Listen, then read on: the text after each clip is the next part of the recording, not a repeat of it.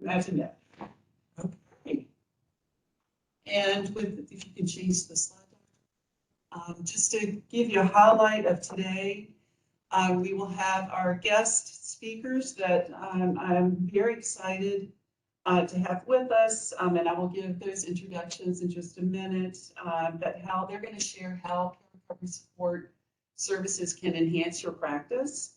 We will then have a 5-minute break and then transition to another panel that is going to be providers that have had experience in the Medicaid space at some level, and so they're going to share that experience with you. Then Laura Reed and myself will give you a little bit about the Medicaid benefit for care recovery support services, and then we'll have each of our managed care organizations represented and be able to share with you their contact information and then some unique things that they're using care recovery specialists in. And then we'll wrap it up. But with this, I'm going to pass it back to Dr. Ward just to share more about some of the things that Medicaid has done to kind of bring us to the space. And with that, I will pass it back to you. So, we have started presenting on Project Bravo alongside arts, and if you notice, aligned our graphics. Our graphics for both arts and Project Bravo are now reflective of each other in terms of color, but also you will see while our Project Bravo has the image of the sun rising or setting, I like to think of it as rising over the mountains. Arts reflects the moon. So they really are coordinated, and this is on purpose because we really want to emphasize that within our mission to improve the health and well-being of Virginians through improving access to high-quality health care, we've taken related steps.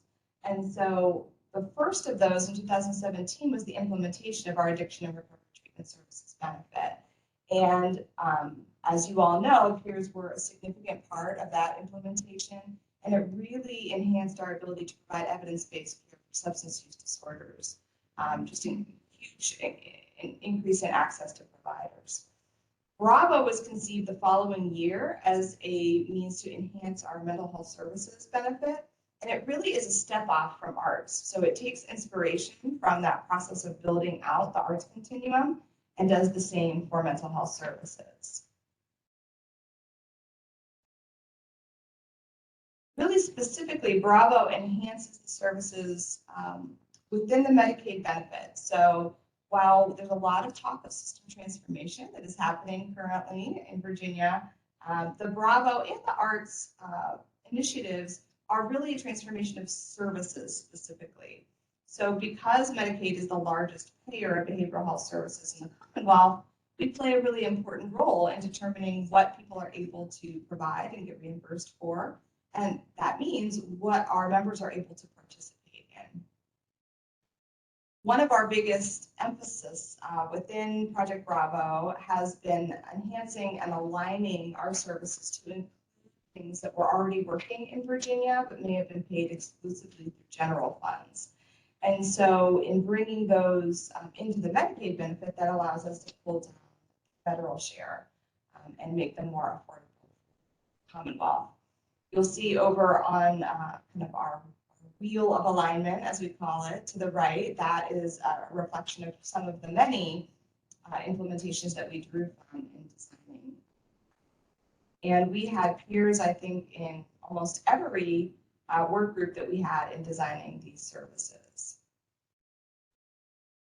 In the big picture, Bravo seeks to move us from the purple continuum that you see pictured up on the upper left into this more stair-step design that you see on the right in blue. These kind of smaller steps in a continuum allow a person to move more easily in between levels of care and represent a more robust and equalized system of services that move all the way from recovery and rehabilitation supports, which are kind of considered a universal level of care in the system, all the way up to inpatient hospitalization. Bravo is still underway. We were able to implement a few services in 2021. And so this multicolored continuum is meant to show you where we're at in that journey from purple to blue. So the purple services that you see over here are untouched so far. And you can see that the magenta or kind of pinkish color are ones where it's a level of care that we have added or kind of enhanced some of the services within that level of care. And then blue are new levels of care or stair steps that we've added in the last year. The big takeaway here is that embedding peer recovery support services are a complement to traditional clinical services, and they function both in conjunction with or independently of the clinical services on the continuum. They can be a core service in and of themselves or a complementary service. There have been a few enhancements that we have done in the last year that were not specific to the Bravo initiative, but really got rolled into it because they were related to enhancing our overall service array. One of those was the very exciting support from our General Assembly that allowed us to double the rates for services starting this past July. And the General Assembly also supported a work group, which many of you may have participated in, and helped us make recommendations for changes to that benefit. And one of the exciting things that we wanted to mention and we'll talk a bit about today is that in the current budget package decisions we were able to submit a budget package decision to implement many of those. Over the last year within our arts benefit, we have also expanded our office-based opioid treatment services to become office-based addiction treatment services, expanding the scope of substance use disorders that we can serve in that level of care, an evidence-based approach. So that's been a big project over the last year. And we have been incorporating peer services as a core component of many of our other Bravo services. And we have learned a lot in that process, particularly about the strain on the peer workforce, and are hoping that to build some momentum, to bring you all together here today to hear about some of the enhancements that we've done, and to really educate folks about what is, I'll maybe speak towards this mic, to educate folks about how you can integrate peers into your current services that you implement.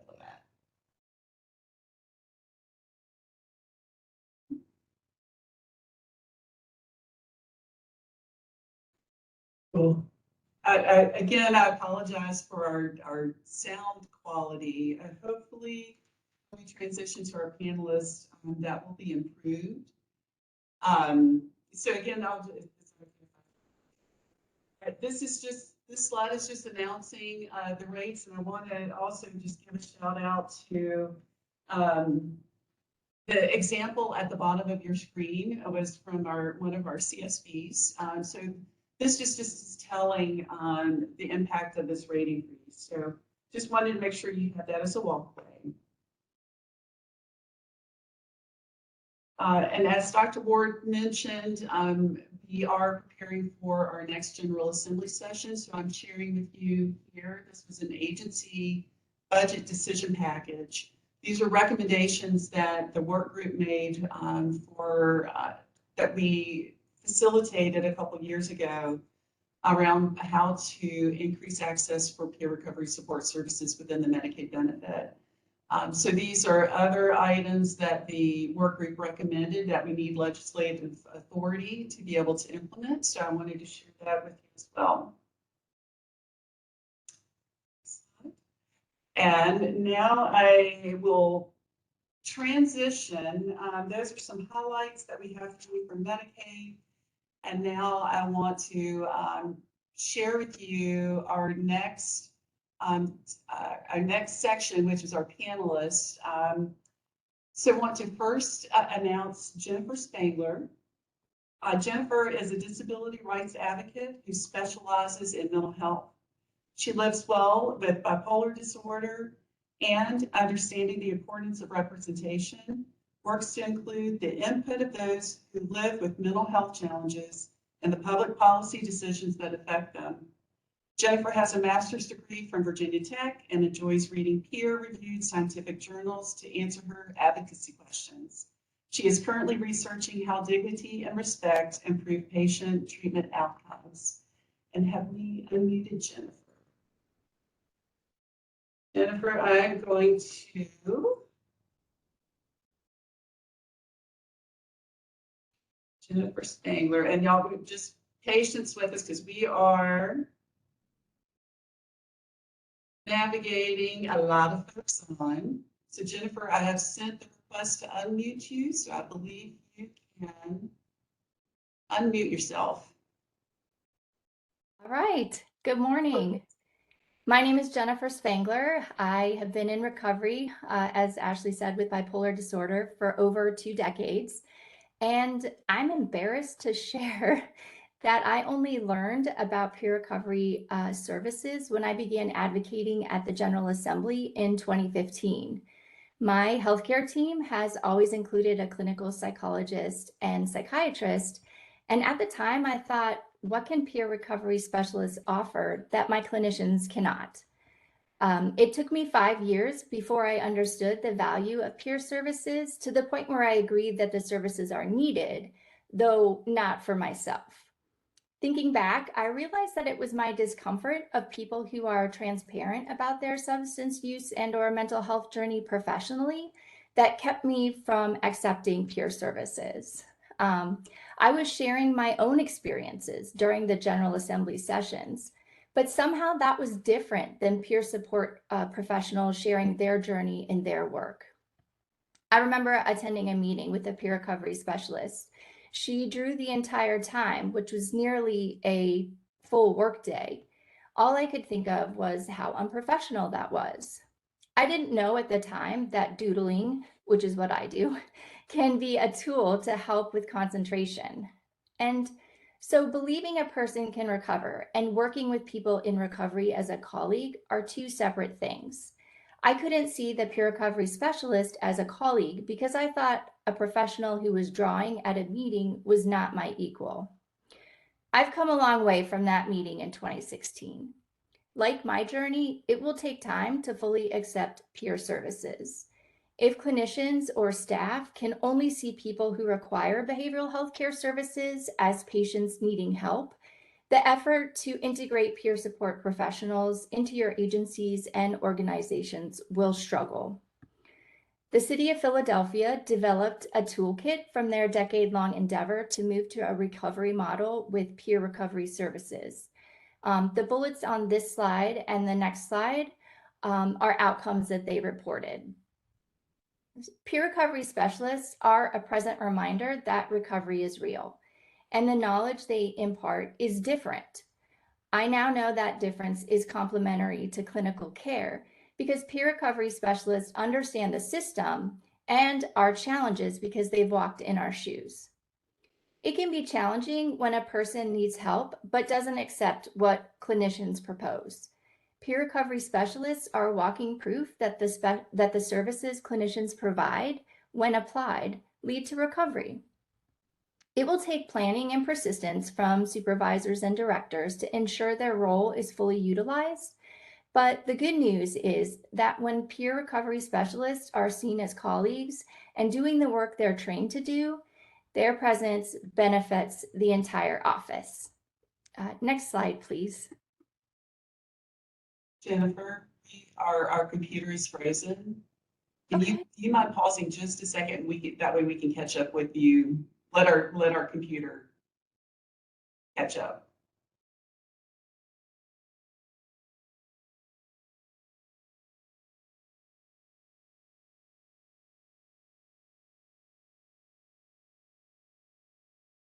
All right, our computer application is not responding, so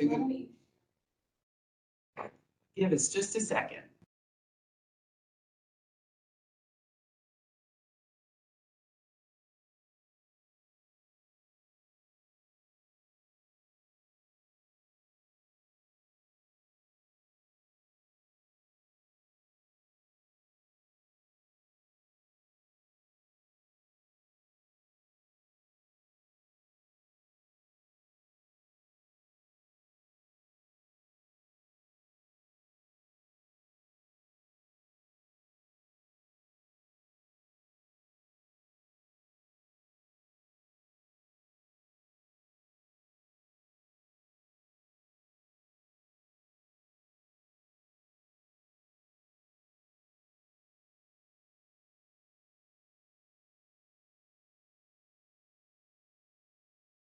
All right, should I proceed?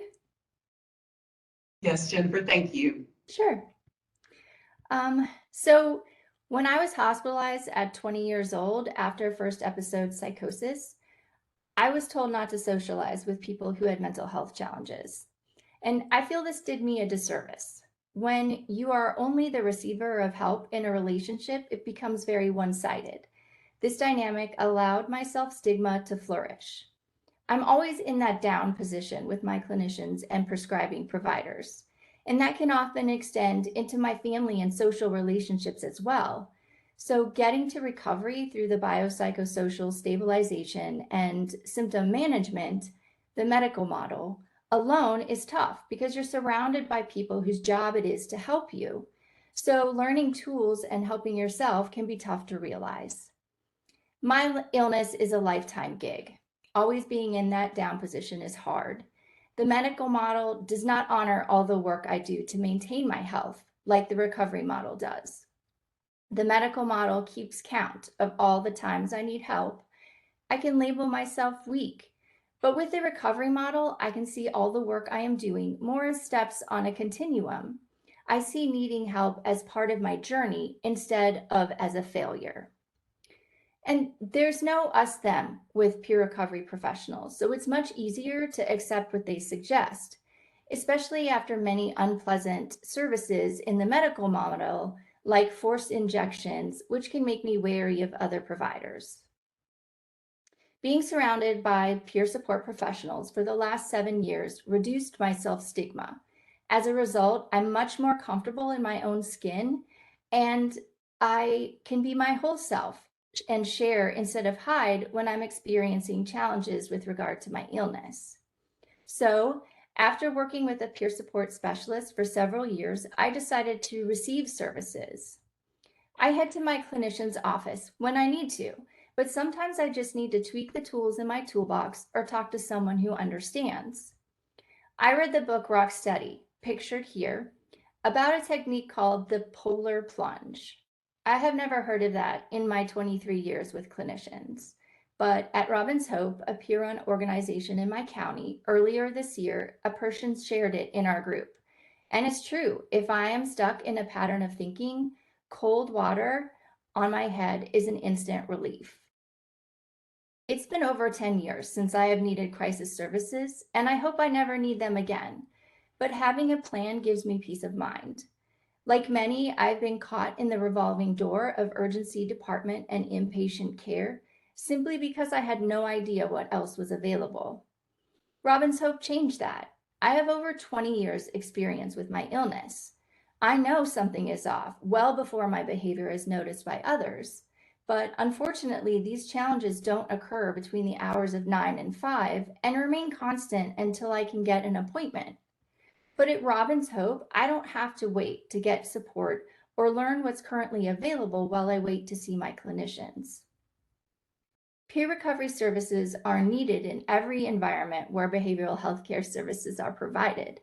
There are many benefits. The 3 I listed on this slide is what I experienced this year receiving services. Okay, next slide. So the buy-in for me about peer recovery services for my own care was the dignity and respect I'm given when I need help.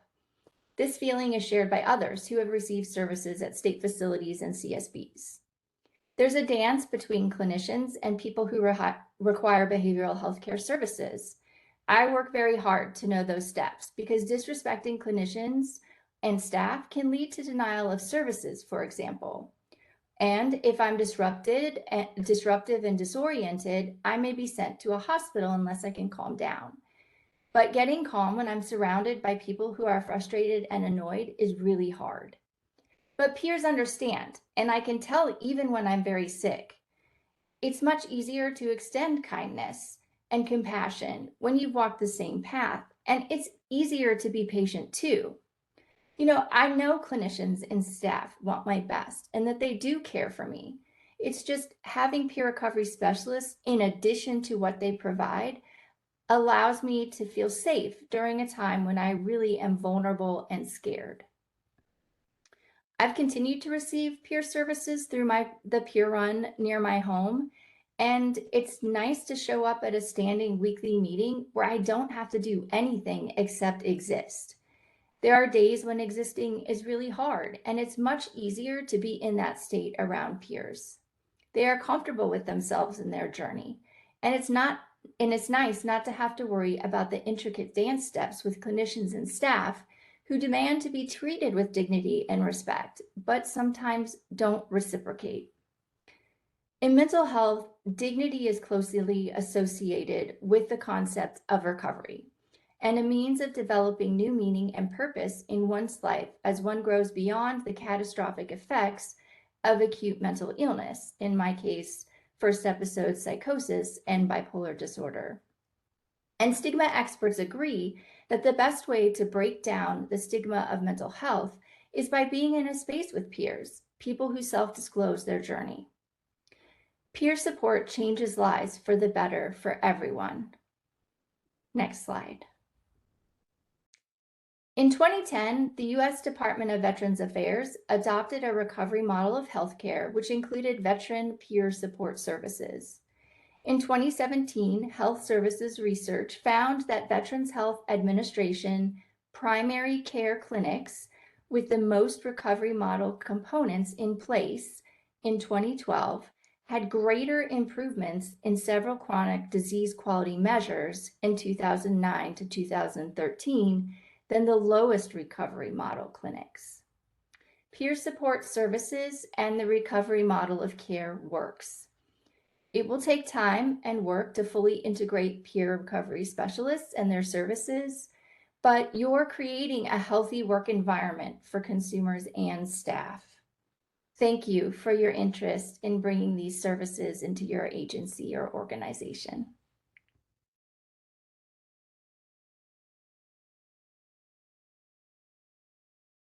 Thank you, Jennifer.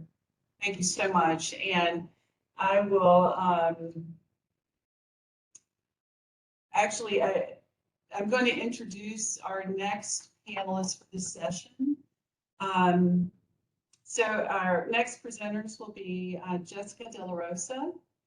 Jessica is a 43-year-old single mother with a co-occurring mental health and substance use disorder.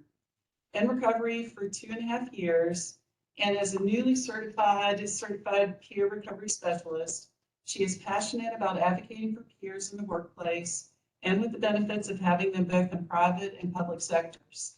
She collaborates alongside Jennifer Spangler with the Behavioral Health Commission, headed by Senator Deeds, to push for needed behavioral and mental health and substance use disorder policies in Virginia. And after Jessica, before I pass it over, we'll have David Cash. David Cash is a person in long-term recovery. For him, this means he has lived happily without the use of drugs or alcohol for over 6 years. David has a bachelor's degree in biology from Shenandoah University and has been a certified peer recovery specialist for over 5 years. David is also a Department of Behavioral Health and Developmental Services certified peer recovery support and ethics trainer. He has worked for Northwestern's Community Service Board for over 4 years, serving as a peer support coordinator for the past 3. David currently focuses on community engagement, coordinates individual peer support referrals, and directly supervises 8 full-time peer recovery support specialists. Prior to coming to Northwestern CSB, David served 2 terms with AmeriCorps, where he served as a student coordinator at Caritas Works, a workforce development program serving the homeless population in Richmond, Virginia. While at Caritas, David worked with men in substance use recovery, helping them recognize their skills and talents and translate those into marketable workforce skills. And then we have Christy Corbin. She is also a certified peer recovery specialist, HBW and FSP co-founder and president. She is a family support partner supervisor at High Fidelity Wraparound Family Support. Christy is also a partner coach and a High Fidelity Wraparound Support partner trainer, as well as a peer recovery specialist trainer and a Virginia Family Network trainer. We just have, gosh, a lot of knowledgeable, experienced folks on today, so thank you. And now let me pass it over to Jessica. Hi, everyone. Good morning. I'm I'm honored to be here. This is an amazing opportunity. So Ashley, Dr. Ward, thank you very much for having me on here. Give you a little background on myself. Like recovery, my path to becoming a CPRS wasn't linear. Having co-occurring MH and SUD, I've been in and out of therapy since the age of 8 after my parents got divorced. By 12, I was briefly hospitalized for substance use and what would later become diagnosed as bipolar disorder. Through high school, I would randomly stop taking whatever meds I was on at the time, twice ending up in the hospital for lithium toxicity. When I was 14, my psychiatrist committed suicide, and my new psychiatrist was a staunch supporter of pills, pills, and more pills. He made thousands upon thousands from his books on psychopharmacology. Needless to say, both medication and psychotherapy left a horrible taste in my mouth. And once I was 18, I stopped both altogether. Through those 10 years, from ages 8 to 18, I was convinced I was the only one going through these struggles and longed for someone to understand. With my treatment team, my mom, teachers, etc., from a lack of experience of mental health and or substance use disorder issues, none that I knew of at the time, my resistance to treatment became absolute and decided I would deal with myself by myself. Decades of self-medicating, numbing, and hiding behind my white-collar corporate facade came to a disastrous end at the age of 40. With only 2 options, either detox at the local psych facility or entrance into a local IOP program, I chose the IOP program. And in this IOP program, I would for the first time meet other people whose backgrounds, albeit different specifics, matched mine. Peers who have been there, done that, and have that lived experience made me feel a little less badly about myself. And one of those people would be, quite literally, the one who saved my life. To convince me on a night where I was planning a quick getaway, to go back into the group and talk, to open my mouth and share what was going on with me, get it out of me, and trust the others to receive my sharing as a way to support me that evening. I can say with absolute certainty that if I had left that evening, I would not have ever gone back. That was my first experience with anything that resembled peer support, and it is what spurred me to pursue becoming a PRS. Ashley, can I have my first slide, please?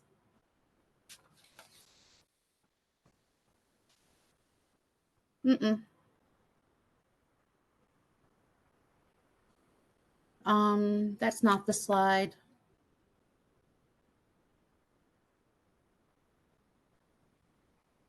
Jessica, Ma'am, can you hear me? yeah, I hear you. That's not the slide.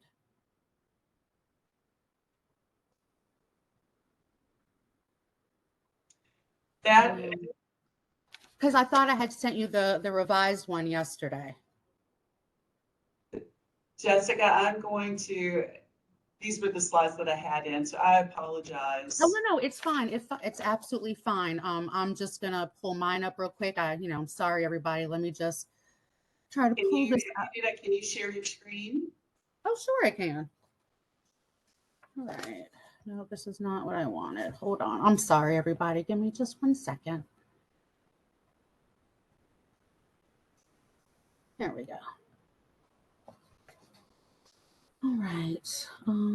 So give me 1 second. I'm gonna share. Here we go. Mystery. Nope. Oh my goodness. You know what, Jessica, let me do this. I'm going to make you co-host. Well, I can really, I really can just speak to Okay. the first slide, and really, if everybody just bear with me, but I absolutely can. I can do it off the cuff here. That's no problem. So the first slide that I was working on, in April of this year was the first Behavioral Health Commission meeting that I attended with Jennifer. And in that meeting, they discussed 3 major needs in Virginia regarding behavioral health and mental health policy. The 3 major needs were strengthen workforce, expanding continuum of care, and modernizing systems and processes. Peers and CPRSs are in a position to meet all 3 of the major needs identified. Having peers on staff assists with the need of strengthening the workforce. The imbalance of supply and demand in MH support can be eased, where peers can be utilized to bridge the gap between discharge and outpatient follow-up, keeping the clients from months-long waits for support. This also speaks to the continuum of care. Again, positioning peers as a bridge in the gap, they provide the continuum of care, which in turn contributes to clients staying with the program instead of becoming discouraged from the length of time it takes to get them into a doctor, therapist, etc. As peer services still remain underutilized, just providing these services becomes a solution for number 3, modernizing systems and processes. Having someone who knows recovery on a personal level, as opposed to many MH professionals who only know from the books they read, contributes to the patient's feeling of connection and not being alone on their journey. Part of the peer's job is to educate, inform, and empower. The resources we have come across during our own journey, combined with the resources we have learned during our training, are an important part of the peer relationship and allow for traditional therapy and treatment to focus on the individual. The peer arrest can also qualify as a modernization of the mental health system. Okay, I'm ready for the next slide if you have it.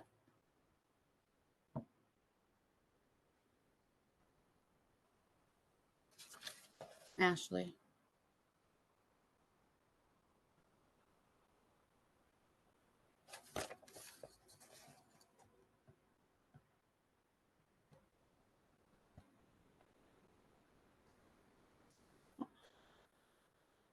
There we go. That's it. Thank you.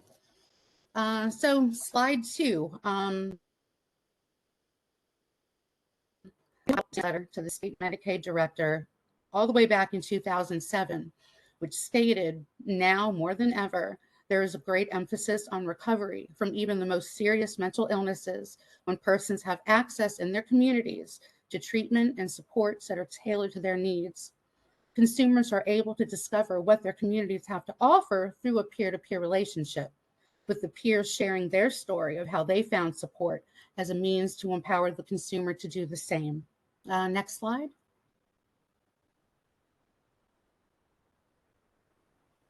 There's also Mental Health America's 2018 Evidence for Peer Support, which provided 7 pages of irrefutable evidence of how peers benefit the mental health and substance use disorder arenas for both the consumers and for providers.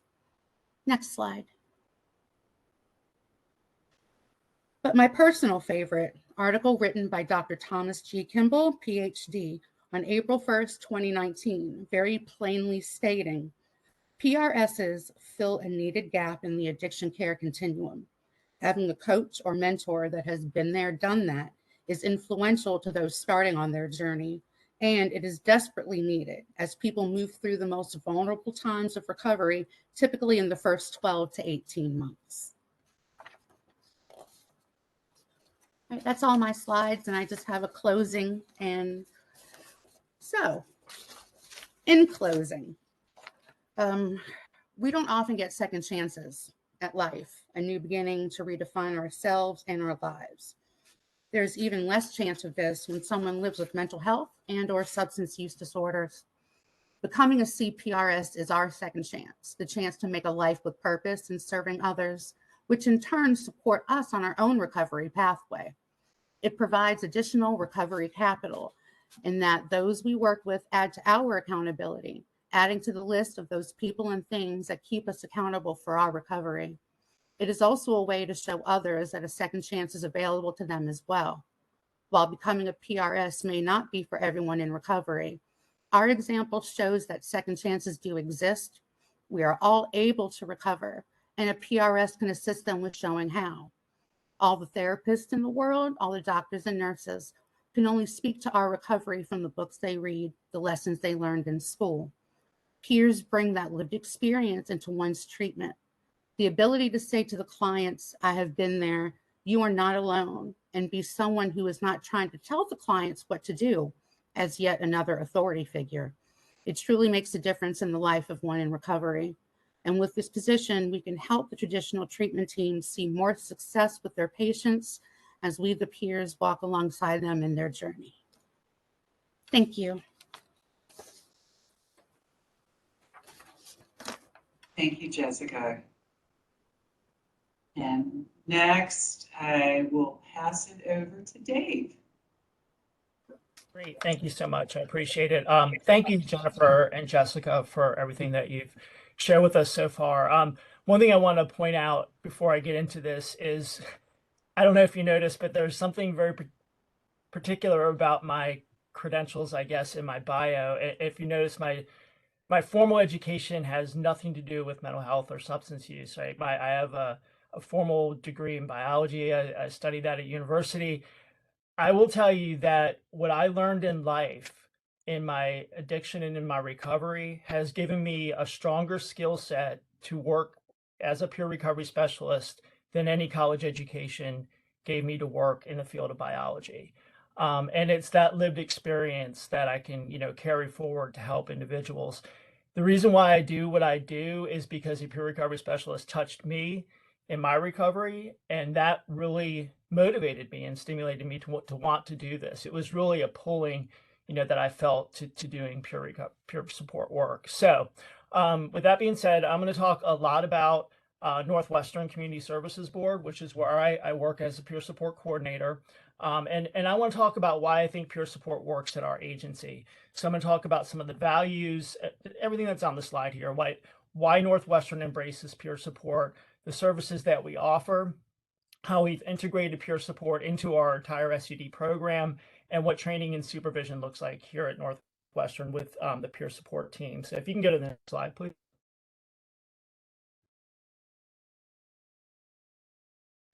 So what does our team look like at Northwestern? Really, the core values of Northwestern really go along with the core values of peer support, right? We, as a team, our agency really, we respect each other.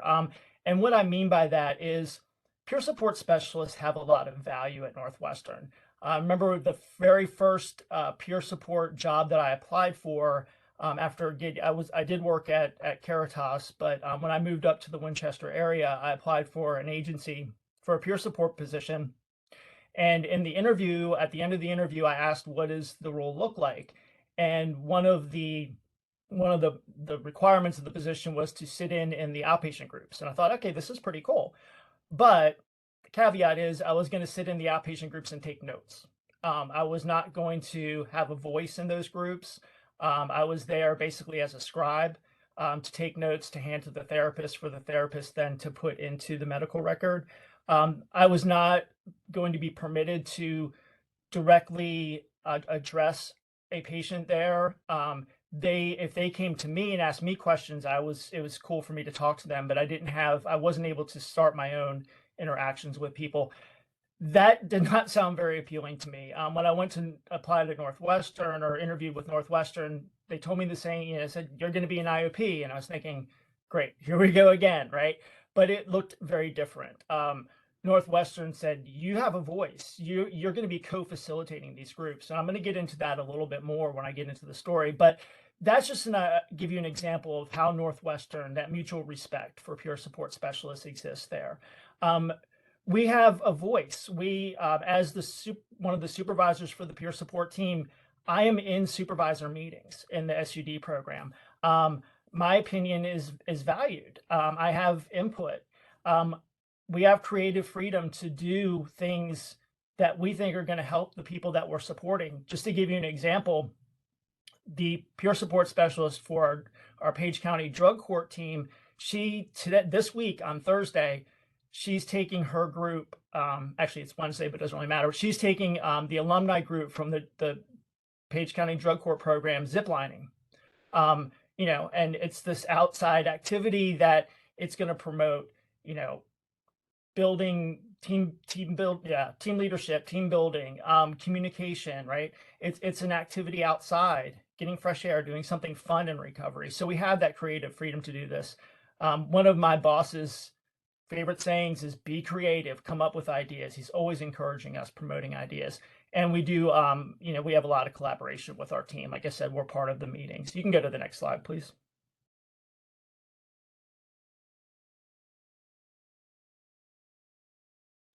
And these are just why we value peer support. A lot of this Jennifer and Jessica gave examples of really the values of peer support. We offer hope, non-judgmental, respect, and trust. It's person-driven and strength-based. We look at multiple pathways of recovery. Of course, we look at peer role modeling, relationship building, trauma-informed care. The majority of our peer support staff are trained facilitators in Seeking Safety, trauma-informed care program, holistic approach, and we're always working on ending stigma. Next slide, please. So one of the ways that we've integrated peer support into our program is we have Within Reach Peer Resource Center, and it is free. It's open to the community. People do not have to be members of receiving services from Northwestern to come into the Peer Center. They can just walk in. You can go to the next slide. You can walk in, take a look at what we have here. We have a little kitchen where people can make themselves at home. They can bring their own food. There's a microwave there. We provide water. We have coffee going all day. You can go to the next slide. And we have this nice, relaxing environment where it's really a supportive community. We're all about making fellowship and making connections and building a fellowship. We have little, motivational sayings painted on the walls and inspirational art. You can go to the next page, please, or slide, please. We do have a meditation room set up where if somebody just wants to go and sit in peace and quiet, there's this nice, comfortable room. We also do groups in this meditation room. We have a meditation mindfulness group in there. Some of the other support groups, refuge recovery, for example, takes place in this room. Next slide, please. And then we have a computer room set up where we have four computers where people can work on resumes, look for housing, fill out applications, and there's always 2 peer support specialists there that can assist people as they're trying to find jobs or find housing, etc. Next slide, please. And these are some of the groups that we offer at the Peer Center. I think the writing's a little small, but we have more structured, formal groups, support groups like I mentioned Refuge Recovery. NAMI brings a group out to our Peer Center. We offer MARA group there, which is Medically Assisted Recovery Anonymous. And then we have peer developed groups such as self-care groups, developing coping skills, etc. Next slide, please. And we do have a good social media presence. We have one peer support specialist who's dedicated to doing our Facebook page and our YouTube page where we have videos and inspirational quotes and things to promote recovery that we try to post on a pretty regular basis. Next slide, please. And as I believe it was Jennifer mentioned, as we all probably know, challenging situations don't always occur between 9 and 5, Monday through Friday, right? So we have a peer-to-peer regional warm line. We have our peer support staff that manages this. It's 24 hours a day, 7 days a week. And it's really just having a friendly voice on the other end of the phone who is somebody in lived recovery, which I think is really important part of this regional warm line. It does extend beyond the counties that we serve throughout really most of the state of Virginia. Next slide, please.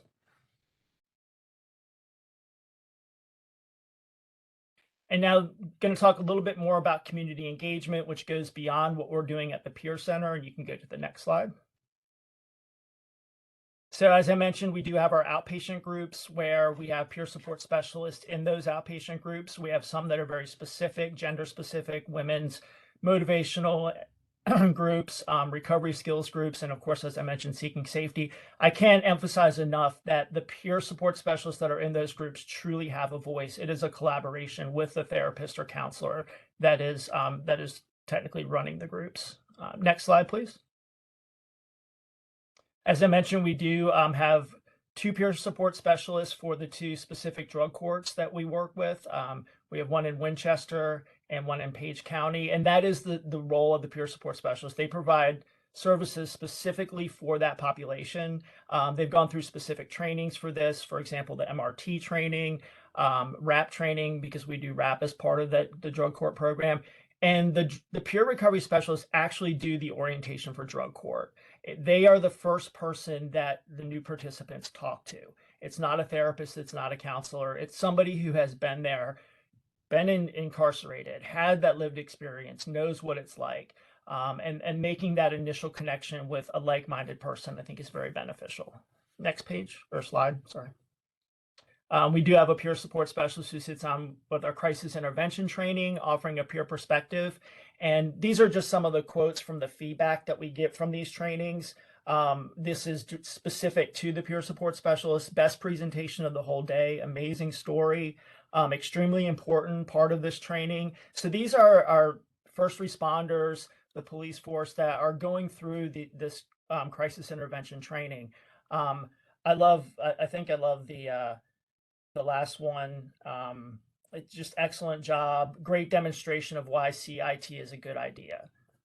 So they can actually put a face to someone who has experience with CIT trained officers. Next slide. And we have a connection with our hospitals. We've tried a couple different models to get peer support integrated into the hospitals. Right now, we have a peer support specialist who goes out to our behavioral health and talks to hospitalized patients about what we offer, not just peer support, but for Northwestern in general.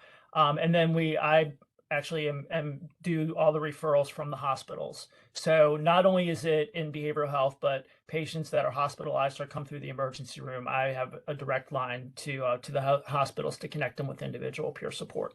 Next slide. We do work with the Reentry Council. I go to a lot of the Reentry Council meetings, the family reentry, meeting with families of inmates that are getting ready to be released to help the families recognize resources, so the families are educated about what's available as their loved ones are coming home from jail or incarceration. Next slide. We are connected with the rescue mission. We have a male peer support specialist who goes out to the men's rescue mission. He goes out once a week, does group, and then meets with individuals there. And he has lived experience. He was at the rescue mission early in his recovery. So we try to get our peer support specialists connected with people that they have similar experience with. And then the same thing, we have a woman that goes out to the women's rescue mission, and same thing, she's been in that same situation. Next slide. And just starting this year, we've introduced the 72-hour Department of Behavioral Health Developmental Services PRS training into Northwestern Regional Adult Detention Center. I just last week, 2 weeks ago, finished the second training that we've done in the jail with the inmates there. So it's giving them a certification that they have as once, and these are gentlemen. We've done 2 classes for the male population that are in the treatment program at the jail. So it gives them a marketable skill that they can carry forward. Next slide, please. And then training and supervision. Both myself and we have another supervisor, Jennifer Borden, she primarily supervises the Warm Line and the Peer Center. We are both certified DBHDS trainers of the peer support program, and then also ethics trainers. We've done the supervision training offered by DBHDS. We do monthly team development meetings. We were doing them over Zoom bi-weekly. Now we're doing them face-to-face once a month. And then, of course, we do individual support. And it really depends on how long the staff member has been with us. Generally, we start off weekly. And then as the individuals have been with us longer, we curtail that back to about every 2 weeks. And we also do peer-to-peer shadowing. Next slide, please.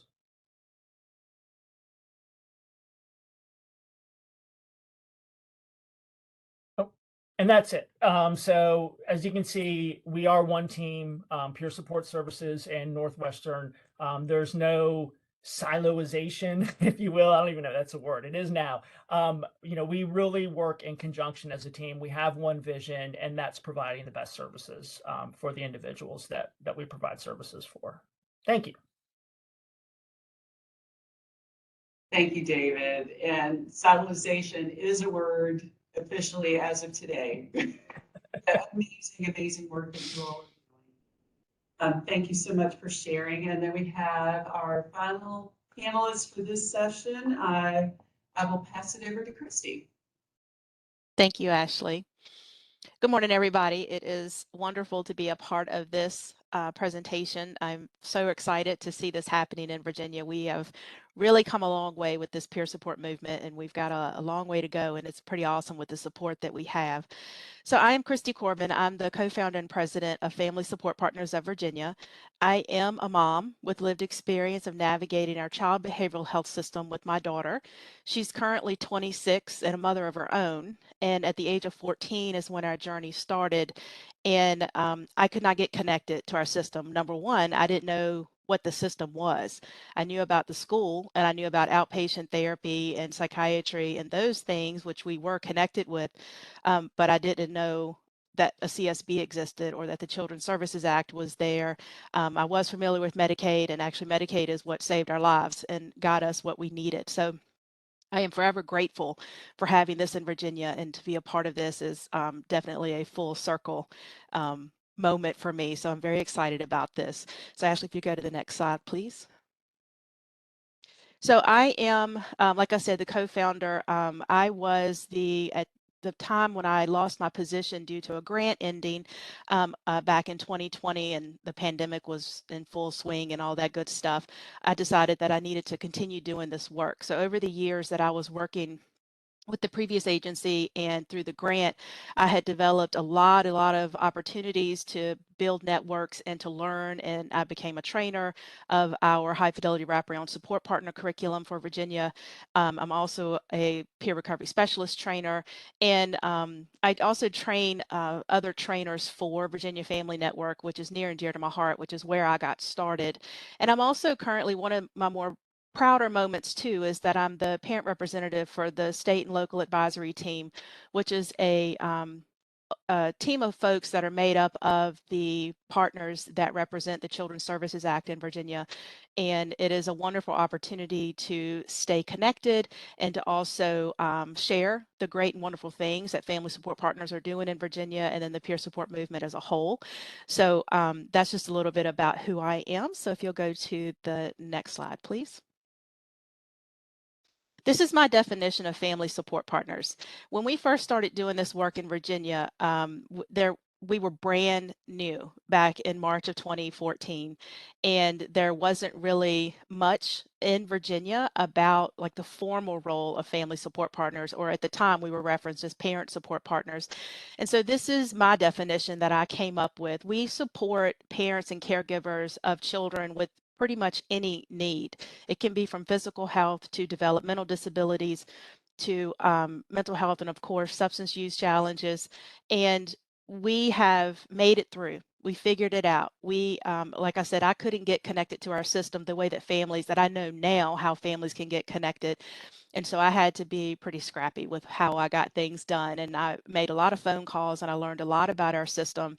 And one of the things that I realized looking back is my current husband, who I knew from a previous career, was a good friend, and he was actually my parent support partner, kind of informally. He was my sounding board. He was the one that was there for me when we would go to meetings together regarding my daughter. And I was so emotionally connected to the situation, I wasn't able to hear and listen clearly, but he could, because he was just one step removed from it. So he could be the one that would say, "Hey, don't forget about asking this question," or when we left the meeting, gave me like a place to say, "Okay, now what did they say? And this is what I heard. And did you hear that?" So I really had that experience with him and didn't realize it until things had settled down for us. But basically, what I learned through that is, and in the work that I have been doing over the past 8.5 years, is that we connect with parents and caregivers on a different level.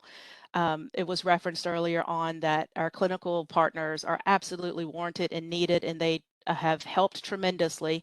And having someone who's been there can make all the difference for that that continued connection and engagement in the processes that needs to take place.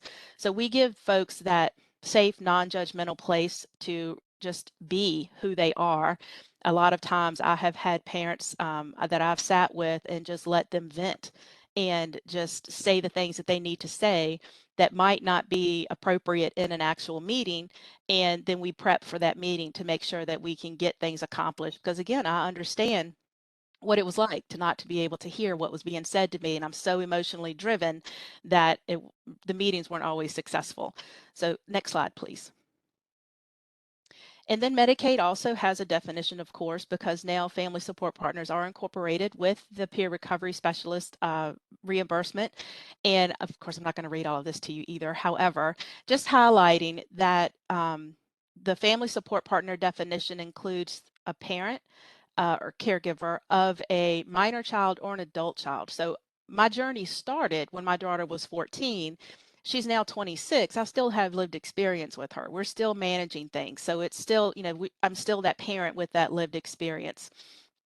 And then also other family members are not excluded from this, in that there may be a spouse or a sibling, someone else who has lived the journey along with that young person, and maybe that parent or what have you. That, for example, my daughter, I have an older daughter, and she didn't have the mental health challenges that my younger daughter did, but she has the experience. She understands what it's like to be that sibling and to be that other child of that parent who was not always available for her. Because I was so emotionally connected to what was going on with my younger daughter, it was really hard to stay focused on both of them and my career and my marriage and the day-to-day living that we do while we're still managing all of these trials and tribulations. Next slide, please. So I'm going to go over how we got here and then share a little bit about where we are. So next slide, Ashley. So Virginia has a philosophy of our systems of care, basically stating that there is an array of services and supports that are coordinated through our stakeholder agencies that address families' cultural and linguistic needs, and that we are partners in that process. So the services are available, but families and youth are included in how those services might be accessed and utilized, and also that we are connected on the service delivery and the policy levels, which we have made huge strides in Virginia with that since I've been doing this work, and I'm eternally grateful for that. Next slide, please. Under the George W. Bush administration, there was a report developed, and if you want to read the full report, I have the link there for you. But basically, it was talking about family-driven care in the mental health realm. And this image kind of describes what that entails. So the smaller circle there in the darker blue is talking about families are kind of sort of included in what's going on at the policy level, maybe giving some feedback in some work groups or focus groups, that sort of thing. And then there's also, as we move into that middle circle there, the family engagement, where families are a little bit more included. We are showing up in more system, maybe on boards, or maybe providing feedback to the General Assembly, for example, in Virginia, where we are included more in how decisions are made, either for our families directly or for our policies as a whole in Virginia. But then also the ultimate goal is family driven, where we actually can help influence and make the policies, where we are actually the ones saying, yes, that's exactly what I need for my child and for my family. So that's what I would like to have. And it actually happens. And I feel like in Virginia, where we've come from is we are definitely hovering between that middle circle of family engagement into family driven. We are much more available now across the Commonwealth. We are have more voice at more tables, and we are definitely continuing to grow in this role in Virginia, and our leadership, our stakeholders are listening more and more, as you've all experienced and demonstrated with our peer recovery movement in Virginia. Family support partners are right alongside you, and we are growing in that capacity as well. Next slide, please. This is where I got started. And this is how these two, the systems of care and this family-driven philosophy, come together in Virginia. The National Alliance on Mental Illness, the state office for Virginia, was awarded a grant back in 2011 through DBHDS from SAMHSA to establish a statewide family network. And this network was developed and continues to provide support and education to families and youth to make sure that we have what we need to be leaders, whether it's in our community, in our own families, maybe at state level, groups, work groups, boards, like I mentioned, those types of things. This is where I got my start. My journey started with my daughter in the summer of 2010, and I was calling just anybody I could get a phone number for to ask, what do I need to do? How can I support my kid? I don't know what's happening. I don't know what to do with this. And finally, I found NAMI, and I got connected with them and took the NAMI Basics training, which is a derivative of the NAMI Family to Family course, and it changed my life. It gave me what I needed to understand what was going on with my child and to be better equipped to manage us and what was happening. And not only the material that I learned was helpful, but the people that provided the material and the networks that I built within the NAMI organization, and then eventually filtering over to Virginia Family Network. Again, that's where my people are. That's where I got started and got connected, and am eternally grateful. That's why I'm still connected with them and support them to this day. Advanced parent leadership training. If any of you have a desire to learn more about parent leadership for yourself or for someone that you might be supporting who is a parent or caregiver, that would be a great opportunity for them to get their foot in the door to kind of understand our system a little bit better and know what's happening and how to navigate and that sort of thing. So I can never speak enough about Virginia Family Network, but this is kind of how the family support partner role came about in Virginia. If you go to the next slide, please, Ashley. This is the timeline to show it in a different way. So 30 years ago, almost, the Children's Services Act, which originally was called the Comprehensive Services Act, and then the name got changed a few years ago, basically states the same thing as our philosophy of our system of care, that we have stakeholders that come together, partner with youth and families to ensure that they have what they need to be successful together. In 2011, the Office of Child and Family Services at DBHDS was awarded a grant from SAMHSA to expand on the system of care and what does it mean to expand our services? How do we reach more children, youth, families to make sure that they are successful on their journeys? In 2012, that grant expanded and became the implementation grant. And this is where high fidelity wraparound came into play in Virginia. The intensive care coordination service has been around well before this grant came about, but it was determined that the high fidelity wraparound evidence-based model would be the one to utilize to provide the intensive care coordination service. This also included, at the time, we were referenced as parent support partners, and meaning that if a youth and family received the intensive care coordination service, that they could also have access to a parent support partner, a peer, a parent or caregiver who has been there. We've walked the walk. We understand it from the emotional level, and we understand it from that systems level of how to navigate and where to go. So this is how we got started. And in March of 2014, the agency that I worked for was the grant hub for that particular grant, and I was one of the first parent support partners hired. So again, I've been doing this for a while now and kind of helped develop what this thing was supposed to look like, because when my supervisor hired me, she said, "I don't really know what I'm doing. Can you help me figure it out?" Of course I can. That's what I've been doing for the past 2 years or 4 years. Let's figure it out. So we had a great and wonderful time. We developed a beautiful program internally there. And then in 2016, that the efforts that we had done in this first round of grant was replicated in more localities across Virginia. So that's where you've seen the expansion of the family support partner role. We changed the name because of Medicaid coming on board. We still had an active grant, and we were trying to manage how do we keep things separate. And so we had parent support partners under the grant, family support partners who were going to be focused on Medicaid. Eventually we shifted, and so now we are family support partners in most areas in Virginia. That's how we're referenced. But we have that last bullet point there on that last block is how the standalone family support partner service came about.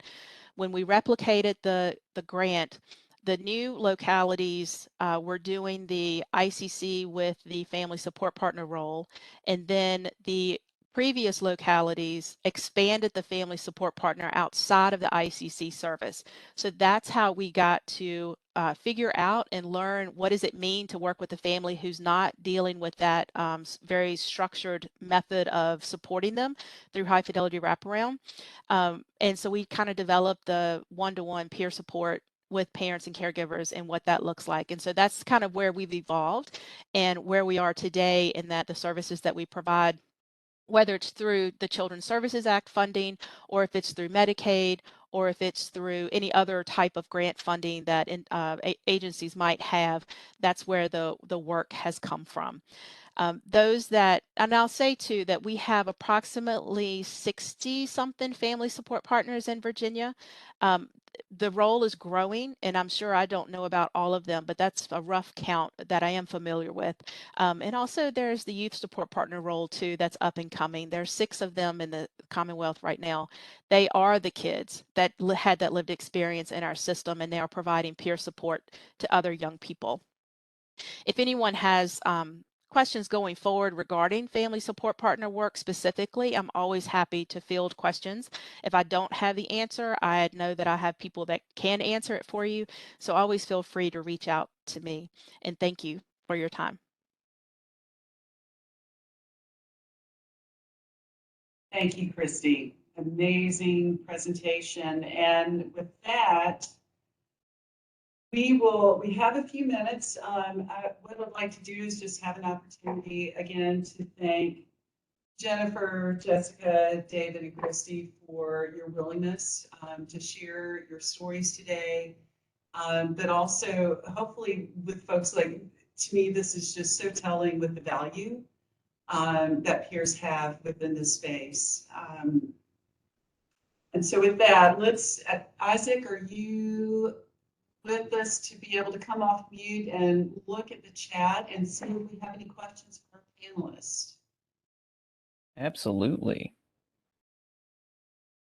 And if there are no questions, if folks want to raise their hand, we could kind of scroll through and call on folks to unmute them.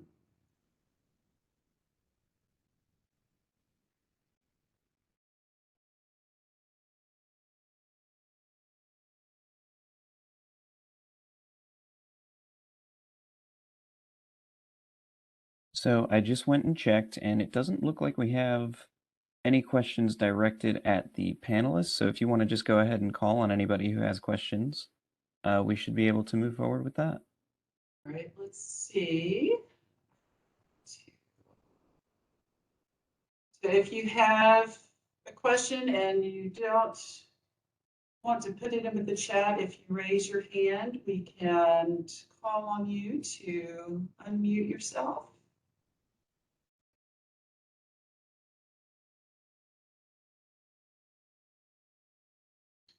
And I have to, I don't know if y'all can see this. I just want to share, we have 135 people that have signed into the training today. And to me, that is just telling how significant this is for folks. And so I just wanted, okay.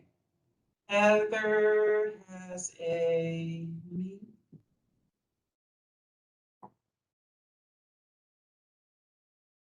okay, Heather, I just sent you a request to unmute. Hey, good morning, everybody. This has been a joy. So thank you to everyone who put many hours into creating this. I'm particularly mindful of the new True North strategic plan, and that the continuum of care is central, and a lot of us have referenced that. So I'm particularly interested, and this might be a question for the long haul, but to David Cash and to Christy Corbin, if you all had $1 million right now, how would you invest that in the continuum of care to create a more robust, truly healing system of healthcare? And I know $1 million is, Christy thinks statewide a whole bunch. $1 million doesn't go so far statewide, but in a system that you care about, Kristen, even in Family Support Partners of Virginia, how could Dave see the system being more robust? For example, I'm particularly interested in this peer bridging opportunity from hospital to community to having that person who's been in crisis get 5 years of sustained care, just like people who live with cancer, they get 5 years of sustained care. People who have had mental health, addiction crisis, trauma crisis, how do we get 5 years of sustained care into the system? With that, I'll hush. Thank you all so much.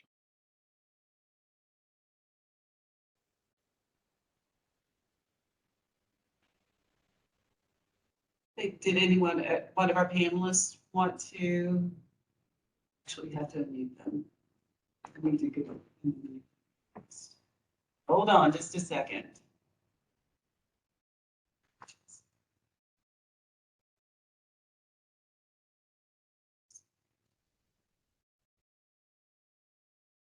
If our panelists could raise their hands, that would make them easier to find in the chat so that we can unmute them.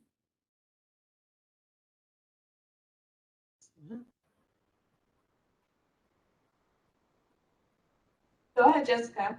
Oh, no, I didn't have a question. I'm sorry. I thought you said to raise your hand, so I was Oh, raising. yes. Do any of our panelists Okay. want to respond Yes. to the $1 million question? Yeah, I think am I unmuted now? Yes. It's good. Okay. Yeah, $1 million. Actually, it's interesting you mentioned what I would like to do. We've talked about this agency wide. If you know we had the funding, and I understand there might be some funding available, but the big thing that we struggle most with, I think, is housing. And one of the things we've talked about, you know, really a need for is some sort of almost like a respite or, you know, like a transitional type of housing. So, for example, if somebody is leaving the hospital and they don't have you know, somewhere to go, or even somebody coming from jail or out of the drug court program, having just the short, you know, sort of medium to short term housing a month, where they can transition into finding their own housing, have a built-in peer support team there. I know there are plenty of states that are doing that, and that's something that we've looked at as an agency too. So yeah, that's what I would do with $1 million. Focus on that housing. Yeah. Similarly, I would say for the youth and parent side is the same. We don't have respite enough for our parents and caregivers to have a moment to take a breather when things are really heavy with their kiddos. And so I think having that opportunity for safe places for youth to spend some time so that the parents can maybe have a getaway or even just get some chores done around the house. That was definitely something that I was challenged with a lot, and families that we currently support have that same challenge. In addition to that, substance use resources, we're very limited in Virginia for what we have specific to youth, young people under the age of 18. There's not much, and that is a rising concern for a lot of families in Virginia. And so that's something else that we need more focus on too.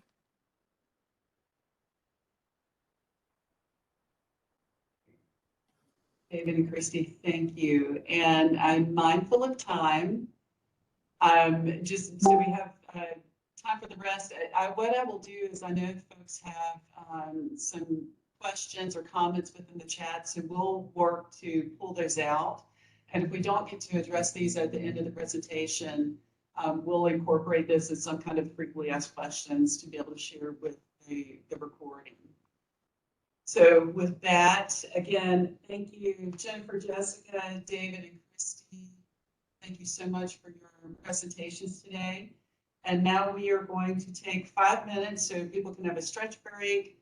And then please join us back for our next panel. Thank you.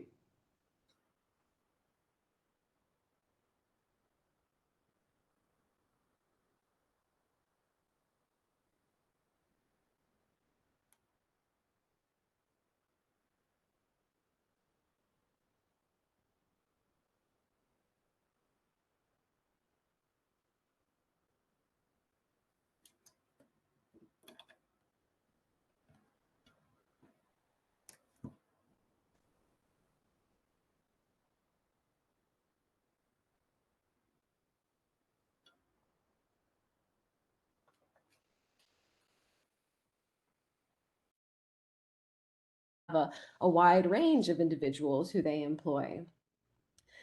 In many instances, peers do struggle with working within a clinical entity and being supervised by people who themselves aren't peers and especially aren't trained as peers. It's hard to really understand what the real value of peer support is.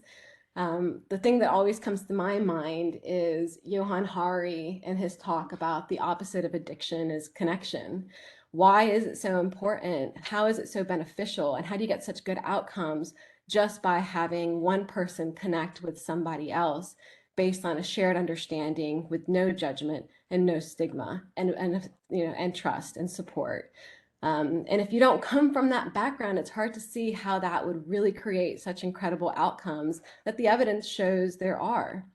So what often happens in clinical programs that just include peers is what we refer to as peer drift or co-optation, where, due to supervision and due to the environment, peers are kind of pushed towards more traditional roles within entities and end up working more similar to medical technicians and case managers, kind of focusing on the resource connection or some of the administrative tasks, because their true value of just being able to connect with other people is often overlooked as, not really understanding what that's about.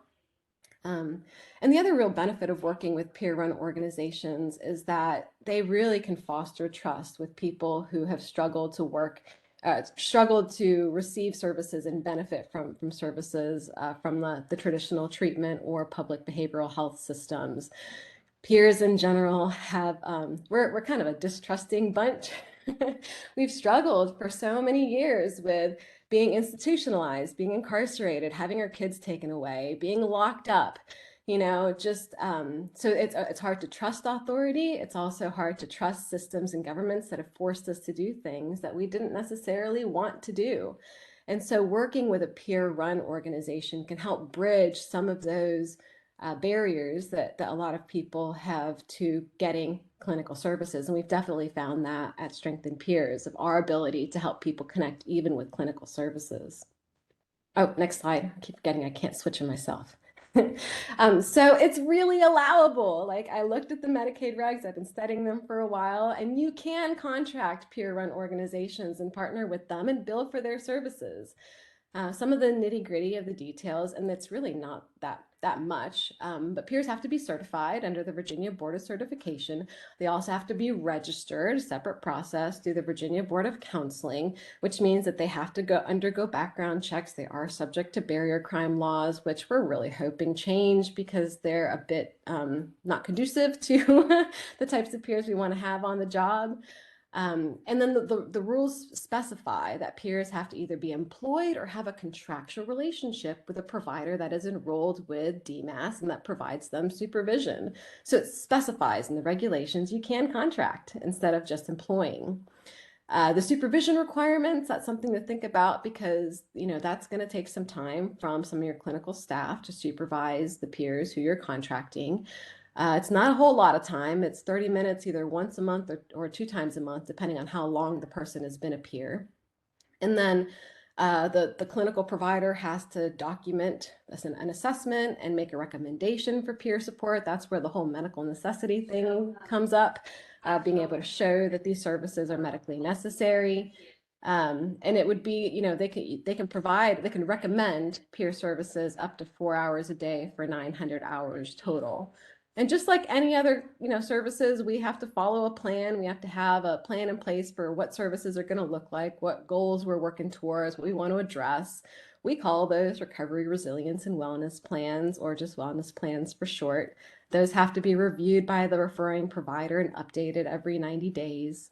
And of course, we have to document our sessions just like anyone else who's trying to bill for services. And there's a link at the bottom. I'm sure you'll get the slide deck later if you want to look at the actual peer recovery support services supplement to the Medicaid regulations. Oh, next slide. There's also another model that Strengthen Peers is pursuing that you all can think about too, and that's an integrated behavioral health network model. What we've been working towards and trying to do is to create a network with multiple peer-run organizations and clinical partners that are all working together to offer services and more comprehensive menu of services to individuals seeking help. Using peers at peer recovery organizations to do outreach and recruit people from priority populations, the ones who are falling through the gaps, who are really struggling, who are going in and out from jails to homeless shelters to hospitals and back to jails. Those are the folks we focus on. We have, individuals who are tasked with coordinating, because you have to coordinate if you have all these players involved, to do the right paperwork and get all the releases of information, schedule appointments, etc. We partner with counseling centers for, doing those assessments, recommending peer support, providing the supervision, and working in tandem with our peer recovery specialists. We really love those that use residents, because then we're training the next generation, the next pipeline of providers. And of course, we're using a shared electronic medical record so that we really are integrated and sharing information and facilitating things like billing and whatnot. And one thing that we really focus on is doing this in communities that are underserved, so that we can expand the reach of our clinical partners into rural, not just rural communities, but also underserved populations that face these significant barriers to care, by using peers to bridge those gaps, even to the point of bringing internet connected tablets to people's homes so that they can access telehealth services. Next slide. So just a little picture of the network that we're developing, where there's, a counseling center. You could think of this as your organization, right? If you're a clinical counseling center or something like that, how many recovery community organizations could you partner with to expand the reach of your services into new communities? And then to bring on other clinical partners that have specialties in, say, medication-assisted treatment or psychiatry, to thereby further expand the offerings that you have for participants, especially your most vulnerable participants. Next slide. And there are just so many benefits to working with peer-run organizations. Everything that we do at Strengthen Peers is designed by peers, for peers, based on our personal lived experience of what works. Every time we start thinking about a problem or a challenge, it starts with, well, back when I was using, or back when I had my mental health crisis, or, this is what really helped me. And so having that voice, that experience at the table when you are designing your own programs and trying to make your change could be really, really valuable, right? It also, partnering with peer-run organizations, provides the people you serve more choices in their recovery support. There's less perceived stigma with working with peer-run organizations, especially for people who face those types of barriers. You can expand your reach into more communities and populations. And one thing that we're working on with the Marcus Alert, the Marcus David Peterson Act, is how to use peers and integrating peer organizations with clinical organizations to help people before they experience a crisis, or to expand the duration of crisis stabilization services after they've received an initial support, from a clinical entity. We are actually the recipients of a Equity Intercept Zero planning project for DBHDS Region 1, where we're trying to, further build this type of a network, specifically for referrals coming from the crisis call centers and crisis services. And all of it is really driving at what we're all trying to do, right? To help people, to keep them out of our jails, to keep them out of CPS and out of our shelters and our hospitals, and give people a chance to live productive lives in connection with community. Thank you.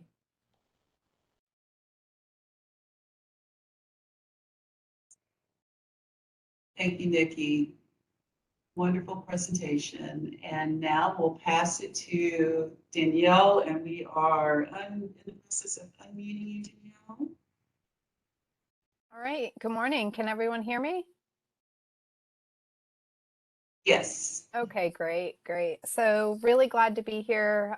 Thank you to DMAS for inviting me to talk about this really important topic. I feel really hopeful about everything that everyone has shared up to this point. And I am going to share information from the perspective of a community services board. And so I just wanted to share with you all some history of CIBH's peer movement. So back in 2016, we hired our first peer recovery specialists as temporary employees. And so around that time, we had 5 peer recovery specialists who were hired on a temporary basis. And I'm happy to share that as of right now, we have 4 full-time employees. They have city positions, benefits, all of the wonderful things that they should have. So that's really been a great movement for us. We started billing for peer recovery services back in January of 2021. So we were finally able to capitalize on this important work that's being provided by our peer recovery specialists. And in the first year, we doubled our billing. So from 2020 to 2021, we were able to double our billing that we received, and we're looking to move in an even better direction this year. So how did we get here? Something that was really important is that our peer workforce has been involved in all of the planning and implementation efforts. They are the experts. They know what has been helpful to reach the point in their recovery, and they know some of the sticking points. And so their voice has always been and will continue to be an important part of our work that we do at CIBH. Something that's been really helpful is, which many of you probably already know this, is you really want to become familiar with the DMAS Peer Recovery Support Services Supplement. You know, that's your guide, you know, that's your roadmap. It tells you what's allowable, what's not allowable. So I encourage you all to really become familiar with that. You will also want to include your reimbursement team, include your quality assurance teams. You know, you want multiple perspectives as you're getting ready to build up this program. One of the most important things that we've done at CIBH, and we will continue to do, is that we've recognized the need to educate agency staff regarding what peer recovery services is and what it is not. So we've worked towards shifting the culture to peer recovery specialists kind of being expected to play more of a technician, you know, note taking, you know, as David was sharing, and shifting towards what they're actually meant to do, which is to share their lived experience with others, to encourage, you know, hope and possibility, to help individuals on their recovery plan. We thought it was helpful to develop and disseminate an FAQs, you know, for agency staff. You know, this is what peer recovery services is. This is what we can provide you. Always emphasizing the scope of practice. You know, just as we wouldn't expect a clinician to work outside their scope of practice, we also should not be expecting peer recovery specialists to work outside their scope of practice either. There's a scope of practice for a reason, and we need to stay within those parameters. Most importantly, which we've all heard this morning from the peer recovery specialists who presented in the first panel, there are multiple pathways towards recovery. There's no one size fits all. Some may subscribe to an abstinence-only recovery plan. Others may decide to enroll in medication-assisted treatment. Some may, you know, fare well on medication and therapy, and others may not. So we really need to be mindful and respectful to not place our opinions on a person's recovery, and recognize that what works for one person may not be the best option for another person. And, you know, it's really not our position. I am a clinician. It's really not my position to make that assumption that I know what will work for any person. So I can't overestimate multiple pathways towards recovery enough. Next slide, please. So just some friendly reminders, and certainly if anyone on the call today has any questions, you're welcome to, you know, ask during today's presentation or reach out to me. You know, this is something that's really important to me, and so I'm always happy to talk about it. But embracing continuous quality improvement. You know, as I shared, you know, we first started offering peer recovery services in 2016, and it took us a long time to get to the place after the arts offering in 2017. It took us a long time to get to the place where we were ready to start billing. And that was okay. We wanted to make sure that we were being thoughtful and mindful about how to do this. There's a lot of documentation requirements. And so we've recognized that, you know, what we started out doing last year may not be, you know, effective. And we always have to come back to the drawing board again, involving your peer workforce in all aspects of your implementation. You've already heard this morning, you know, why is peer recovery support services important? What are the benefits? And, you know, it has been proven to reduce inpatient service use. It's been proven to improve relationships with providers because, again, you've heard there's this mistrust, and there's this mistrust because, you know, there's stigma. You know, people are just not understanding of an individual's right to choose. We've seen better engagement in services, multiple services. We are empowering individuals to take control of their lives, identify what works for them. So therefore, there's higher levels of active participation in the services that they choose on their own. And there's just a hopefulness for recovery. You know, recovery is possible for all, and it looks different for every person. These outcome trends, you know, here at CIBH, I can share that the reason that we've seen such positive gains is that we've decided to embed our peer recovery specialists in a variety of programs. So our peer recovery specialists facilitate RAP group. They've been trained and do facilitate MRT. They're embedded in our drug court program. One of our peer recovery specialists is CIT trained. We have a peer recovery specialist at our local CIT Bridges program at a local emergency department. Of course, they're providing individual peer support. And they also facilitate anger management and NAMI connections. So they're everywhere. And before long, you know, we will have a crisis receiving center where we will, of course, have peer recovery specialists available to provide support to individuals who are maybe have an emerging crisis or in a crisis. Lastly, advocate. Advocate. Peer visibility, again, in all areas of your program, your agency, always coming back to the peer scope of practice.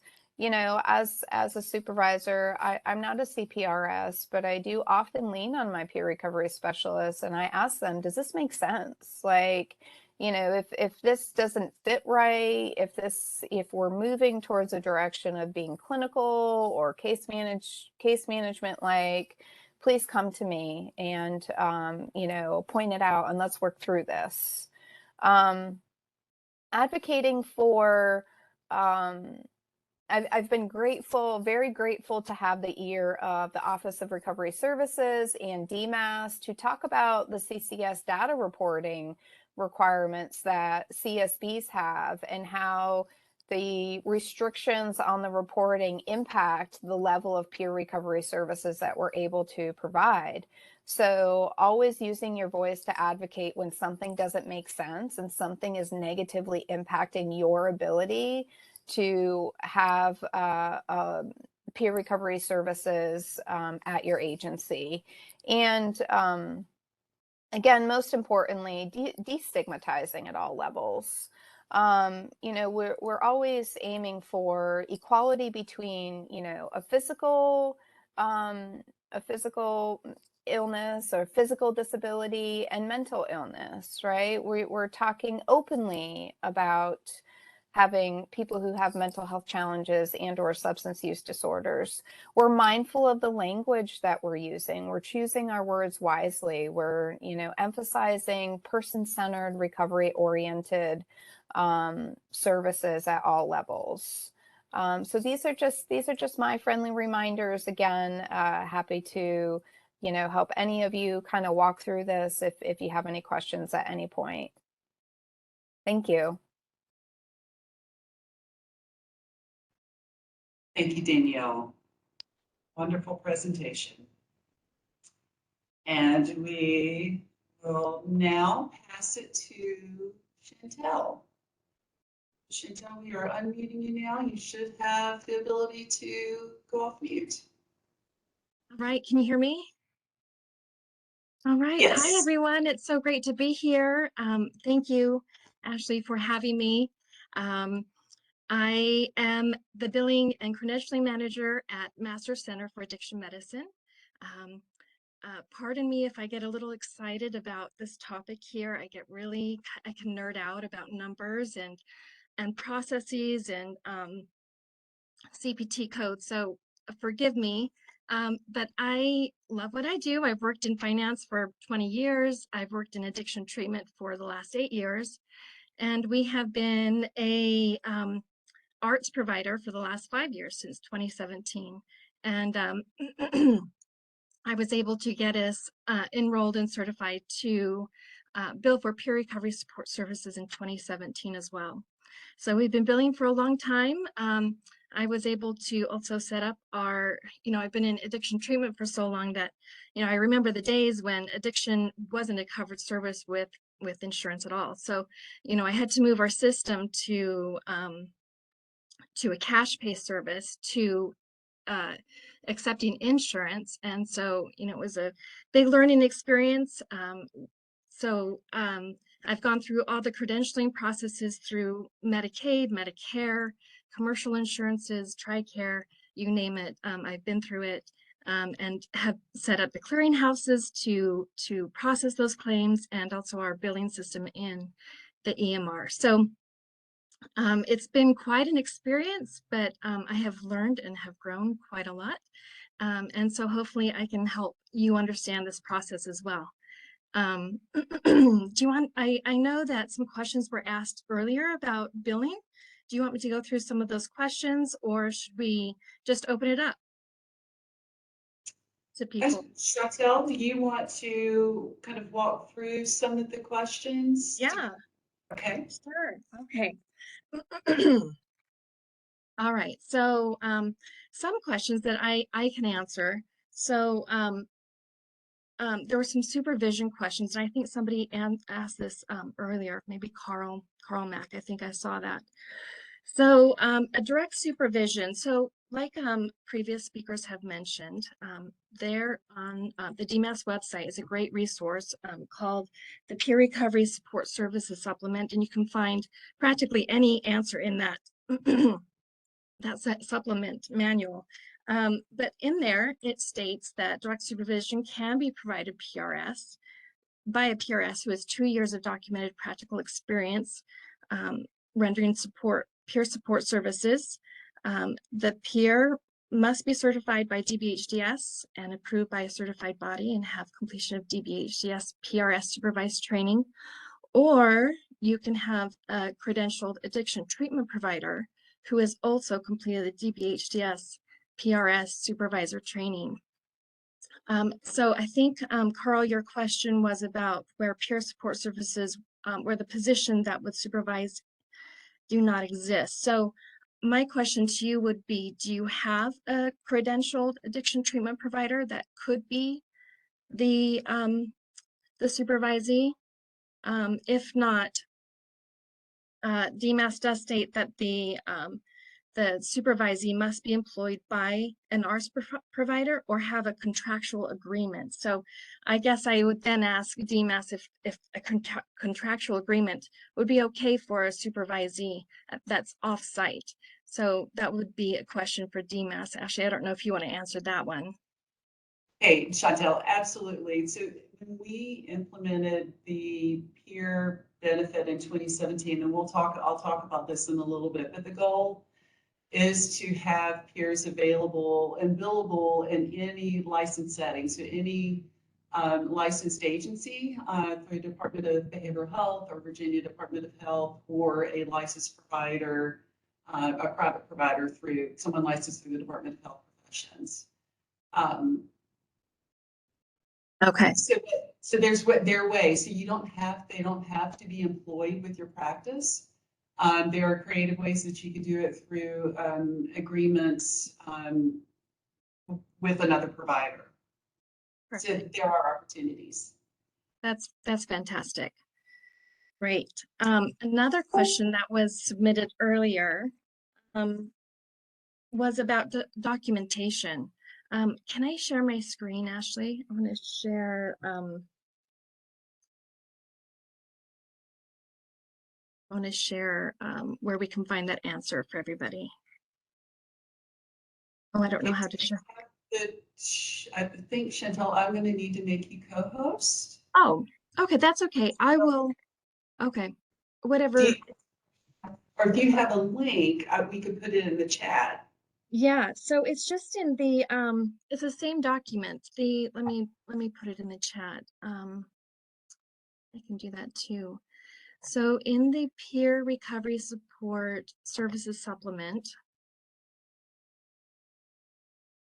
it gives us clear guidance on what okay, that's the link to the supplement, but it gives us clear guidance on documentation, what should be included in the peer note, and since we're billing it to Medicaid. So it's very serious that these are your notes contain these items, since you are billing Medicaid. And if your note does not have these items in the progress note, then the payment can be retracted. Okay, so the question was, how does peer documentation differ from doctor therapy case management notes? So the peer documentation doesn't include anything like a diagnosis code that a doctor or therapist might give. It doesn't include any medications, medications prescribed, how to take them, etc. Doesn't include labs, lab results, discussion of what was found in your lab results. It doesn't contain anything like a medical history or therapeutic modalities used for therapeutic diagnoses. So things that it does include, so it does include discussion of what the member is working on towards the goals that they're working on that have been noted in the Recovery, Resiliency, and Wellness Plan. So examples of that might be, a goal that a patient might be working on is, have they found their pathway of recovery? Have they attended a group? Did they find a group that they enjoyed? Have they gone once a week? So it just includes, your note should include goals that you are working on with the patient in the Recovery Wellness Plan. Also, you need to record the date, the time spent with the patient.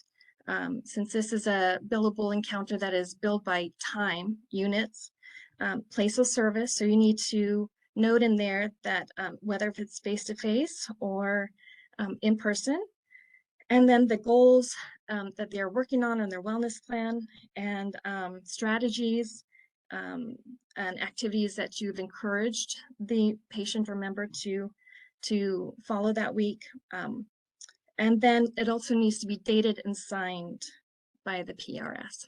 So that's what should be in the documentation. That's how it differs from a doctor, therapy, or case management note. All right, so another question that I received was, how do you become certified or enroll? How can you enroll into peer recovery support services? So there's another great document on the DMAS website. Let me just copy this link.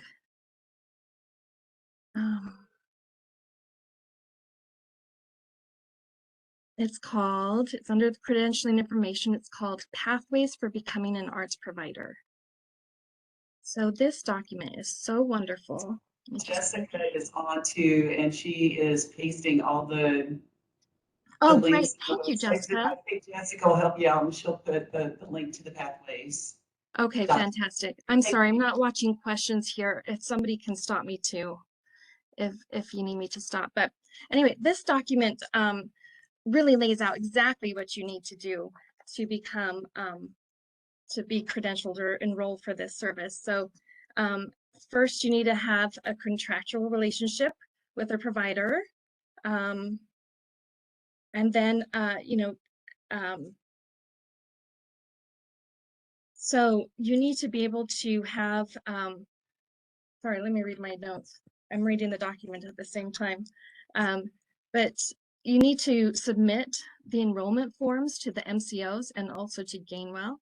And then once you've received authorization, or you also need to go through the credentialing process with the MCOs to be able to bill for this service.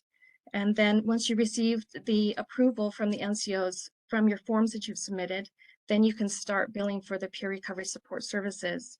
But once you have, each time you bill for this service, you have to receive prior authorization, or you have to register the patient. So once you receive your authorization code, then you can start billing for the PRS services, and each claim has to have your authorization code attached, or else the claim will deny. So I really encourage you all to look at the pathways to becoming an addiction treatment service Medicaid provider, and it just tells you exactly step for step what you need to do. It's fantastic. Let's see. Another question was, how do I incorporate Medicaid billing into my LLC? I would love to know more about what type of services you provide. And then once I hear what service you provide, I can tell you which services are reimbursable by insurance. But one other thing that you can look at to kind of tell for yourself if you are reimbursable is to look at the arts reimbursement structure and look at all the services listed on that billing document. And not all codes are billable right off the gate. Some require a license from DBHDS. So another site that I like to look at is asam.org. They have a practice manager billing and coding guideline. And there you can read about billable services as well, just to get an idea if you are able to bill for your services. So, but if you have any other questions or want to talk to somebody about, your billable codes, I can help you with that if you would like. Let me just put my email address. Thank you, Chantel. Yeah. And do you want at this point, why don't we pause? And I know Renee is here, and she's coming at from the billing perspective from our community service boards, and I saw some questions about for CSV related. Why don't we'll pass it to Renee, and then we'll open up for questions, because I think there are a lot of billing, credentialing, documentation related questions that maybe we can address some few, and then we can circle back around and do the frequently asked questions document. Sounds great. That worked. Thank you. Thank you. And then we could go ahead and Renee, we are going to take you off mute. You should be able to speak. Can you hear me? Yes. Okay. Thanks so much for having me. I'm not going to repeat a lot of things that Chantel's already shared. as well as Nikki and Danielle. But coming from a CSB, I would like to share some tips that we have found to work in our electronic health record. As far as registrations, just remember that if you're needing registration for both individual and group peer services, that you'll have to do 2 separate registration submissions. We've also set up a peer registered credential in our EHR. That way, peers that are not registered can still provide the same service. However, with the credential added, we will only bill out if the staff person has that registered peer credential. So if they're not registered, the billing will not go out. Those services will be 0 fee. But we did not want to make any difference in service delivery there. So we added that credential. And for peer services that are being documented in our EHR, we've added approval roles to include our peer supervisors. And I know there was a question about peer supervisors. Currently, all of our peer supervisors are licensed eligible staff, either licensed or licensed eligible staff. Also, we've been billing peers since September of 2019. And with the rate increases, our potential revenue has increased by about 43%. So the rate increases are going to help tremendously. Just trying to think if there were any other tips to be had. As far as credentialing with payers, I highly recommend you reach out to your provider relations representative. With peer or any service as far as that goes. They're very helpful. They'll walk you through step by step what needs to be submitted. All of them are a little different, so I highly encourage you to reach out to those representatives. That's all I have, Ashley, as far as some tips that we've incorporated, but I'll be happy to answer any questions.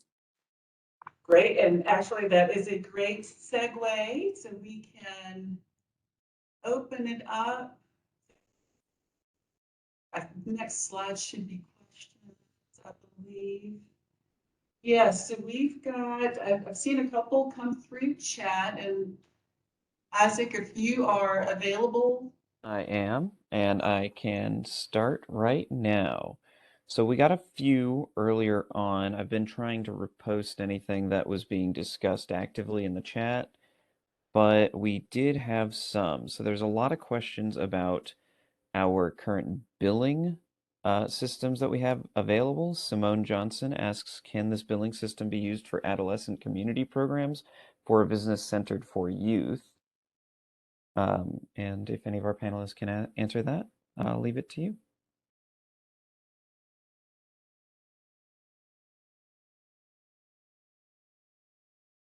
So in the billing guidelines, I believe, Ashley, please correct me, arts is specifically for 18 years and older, correct?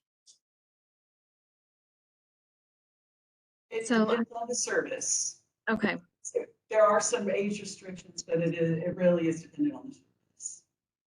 Okay. So then I And, guess. oh, Mhm. go ahead. Oh, go ahead. I would just encourage Simone to reach out to DMAS directly using their said email box for those questions. And if we can somebody write out the said email box that we can be contacted by into the chat for our members? Yes, Chelsea, perfect, thank you. Chelsea Keat also wants to ask, how are the CSBs navigating one of the requirements in the regulation? The supervisor shall be under the clinical oversight of the LMHP, LMHP-R, RP-S, who assessed the individual and made the recommendation for the service. And because I know that's a lot of acronyms, I'm actually just going to type it into the chat right now so that we can all see it.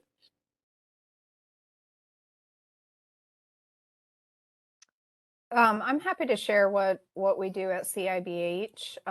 Is the sound okay? Can everybody hear me? Okay.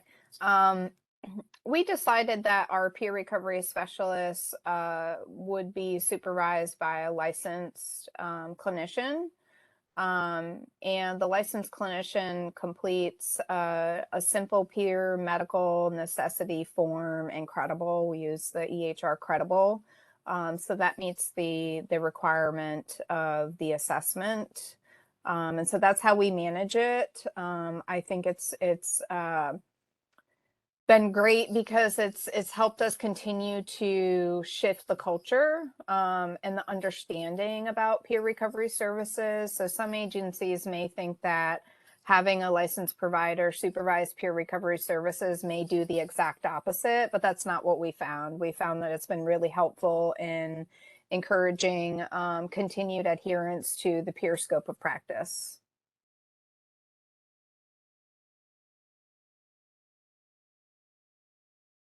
Thank you. If we still have time, D. Smith asks, can a potential candidate use hours previously received in the field to be used towards their 500 hours towards becoming a PRS after their educational hours?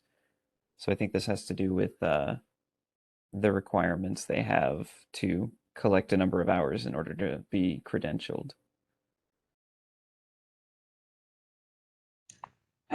I can take this one, and actually we will talk about this in our next couple slides, but currently for the mental health and the addiction and recovery treatment services benefit, where we can do the standalone peer recovery support services, individuals do have to be registered. They have to have their certification through the Department of Behavioral Health, and then also be registered with the counseling for it to meet the Medicaid requirements for those services. Laura Reed, my colleague, will talk about a few of the new Project Bravo services that have peers embedded.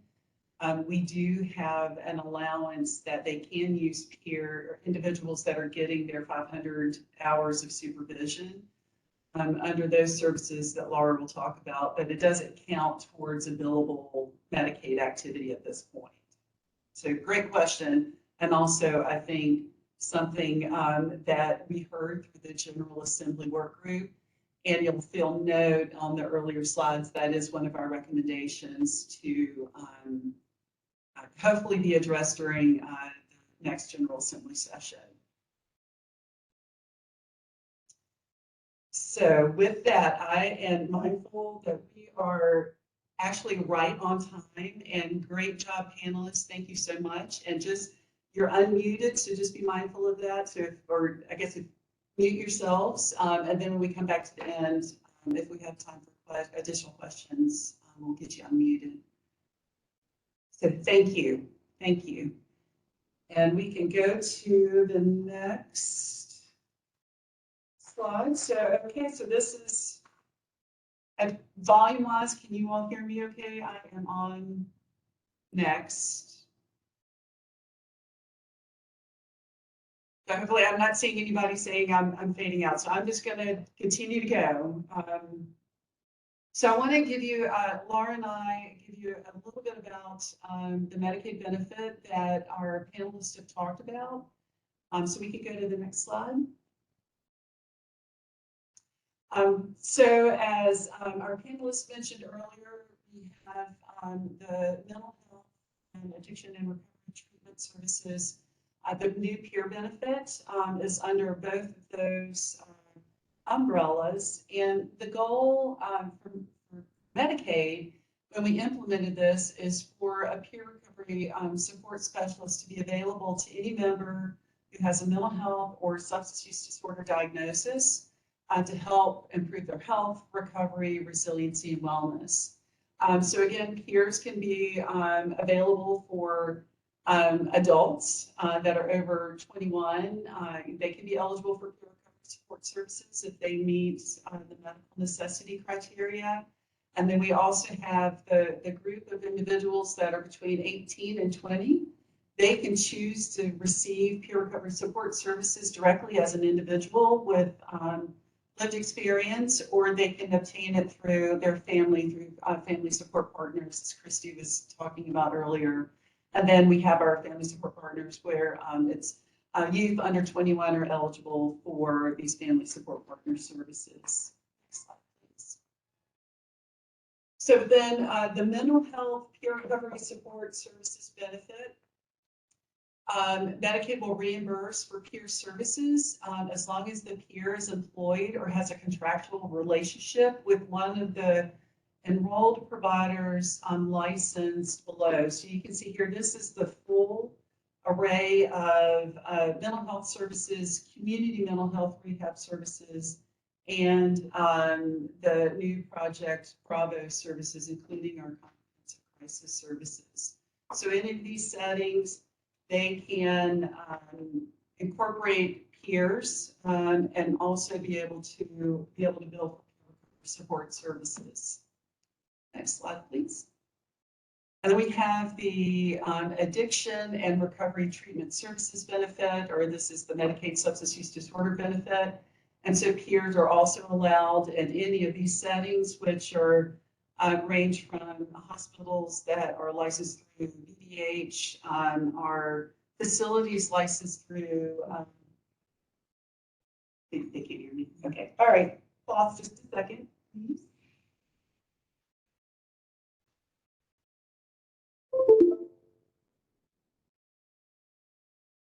I'm testing to see if that's any better. Okay, got a thumbs up. Awesome. So then we have our art settings that are in facility-based settings that are licensed through Department of Behavioral Health. And then we have, of course, our licensed providers for their outpatient services, as Chantel mentioned earlier, our preferred office-based addiction treatment model. Peers can be embedded within that and billable separately, as well as pharmacy. And Laura, you should be able to go off mute. Good morning. Good morning. This is exciting. I have really enjoyed listening to everybody's presentations on learning. Good morning, everybody. My name is Laura Reed. I am Ashley's counterpart on the mental health side, and I'm the Behavioral Health Senior Program Advisor at EMAS, and I've been there for 3 years, and I'm no expert on peer services, and so this has been incredibly helpful, and I'm excited to continue learning in my journey to know more and to be able to support these services. One, I'm going to piggyback off of what Dr. Ward talked about this morning, our Project Bravo services, which is really just bringing new services into our service array. We implemented 10 new services this past year. I can't even fathom how we all did that, but everybody here and everybody on our journey, thank you so much for helping us do that. And I'm going to talk about a couple of them. 7 out of the 10 include an embedded peer component into the service. And so really what we, ARTS is really sort of one of our first attempts at really enhancing our service array, and Bravo, we really took a lot of lessons learned from ARTS, and really what Bravo is really trying to mirror a lot of what the ARTS program already does, but on the mental health side. And so I'm just going to talk just a little bit about the several services that we have that have peer components. And so we implemented 4 new crisis services this year, a continuum of services, all of which have a peer component that we're really excited about. The first service at the beginning of the continuum is mobile crisis response. And so this is a service that it doesn't matter what diagnosis you have, anybody can receive this service that is a Medicaid member. And you can, this is where a team of, generally speaking, it's a 2-team, a team of 2 individuals, one of them which could be a peer.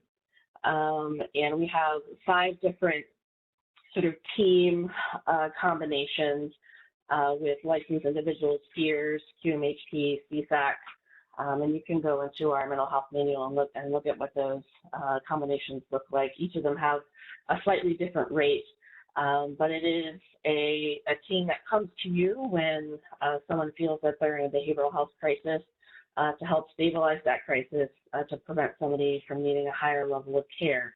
And we're really excited to have peers in that space. And even though it is in our mental health services manual, it's slightly confusing there. At some point, we will be less confusing and potentially combine our manuals, but it is, does not matter what diagnosis you have. You can have a primary diagnosis of SUD and also receive any of these services.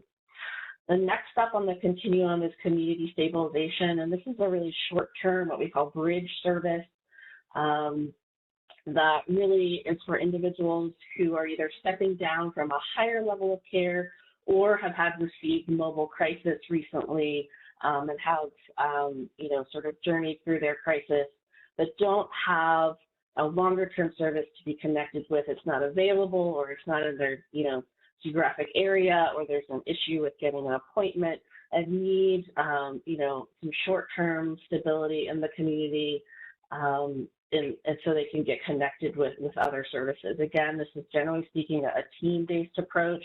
One person can respond, but we encourage the team-based approach to get as much support as the person needs, and also that team can include a peer. So again, that's a really exciting situation for us, and we're really excited to have peers in the crisis space. The next on the continuum is 23-hour crisis stabilization. And that is a space where if, you know, maybe a mobile team has responded and somebody needs more assessment, we don't really know sort of what the next step might be, or what the next treatment step might be, or what resources the individual might need.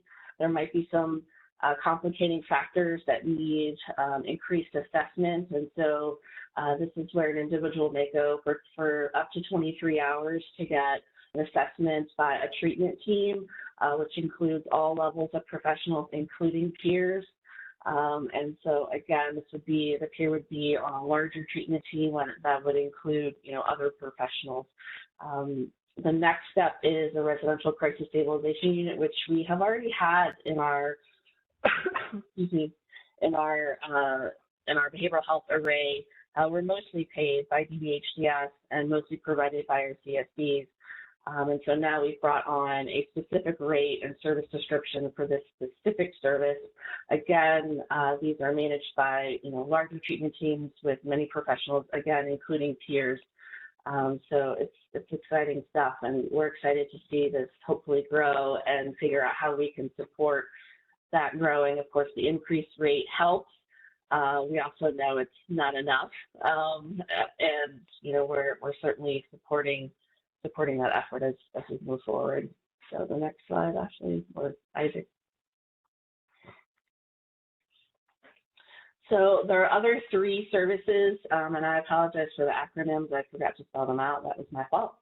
Our community-based services, again, really to prevent individuals from needing higher levels of care. ACT is assertive community treatment, is really considered a service for adults with serious mental illness that really is a team-based, community-based approach, a wraparound service that helps individuals stay in the community. So again, it is peers would be part of a larger treatment team that would include other professionals that would assist these individuals in remaining in the community. And it is a long-term service. So for individuals who are in active recovery and really just need sort of extra support and wraparound services to remain in recovery.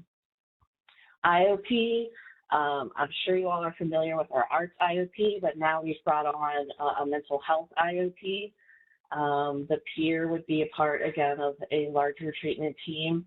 And also for partial hospitalization, which is just a little bit of a step above. Again, I'm sure you're familiar with our ARTS PHP, but now we have a mental health PHP. Again, the peer would be included on the larger treatment team as a member of that team. You know, at first we really wanted, you know, when our manuals went live, we had the peer as a required component of the treatment team. As you all know, we don't have enough peers in our system to make that a reality at this point. So right now the peer is someone that is an optional for the treatment team. Ultimately, as we grow and the system grows and we hopefully support in growing these professionals in our community, we will move towards having them be not optional and having that be someone who's really an integral part of that team. So we're sort of in our growing journey stage, but we're excited to have, almost all of our new services have a peer component and to really support those services as we move forward. Thanks, Ashley.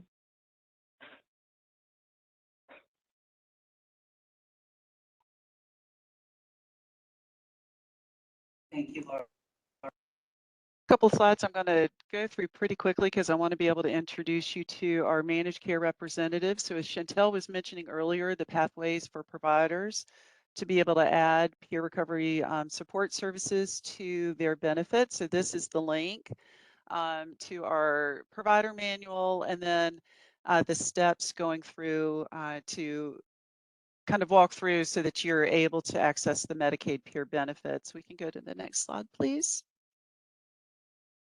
I also want to point out, this again is our pathways for providers to add the peer benefit, but also we have this resource called Doing Business with the Medicaid Managed Care Organizations. And so that's got a contact for each of our MCOs. You'll meet them in just a minute. It has a lot of information on this, so I encourage you to save that as a resource. Next slide, please. We also have on the arts section of the website, we have the links to the provider manual for peer recovery support services. We have brand new arts one-pagers, peer one-pagers, one for the arts benefit and one for the mental health benefit.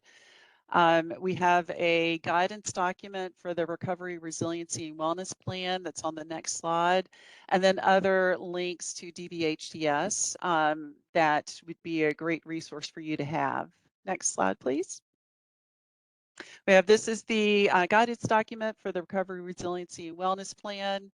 Again, recovery is built on multiple capacities, strengths, talents, coping abilities, resources, and inherent value of each individual. Next slide, please.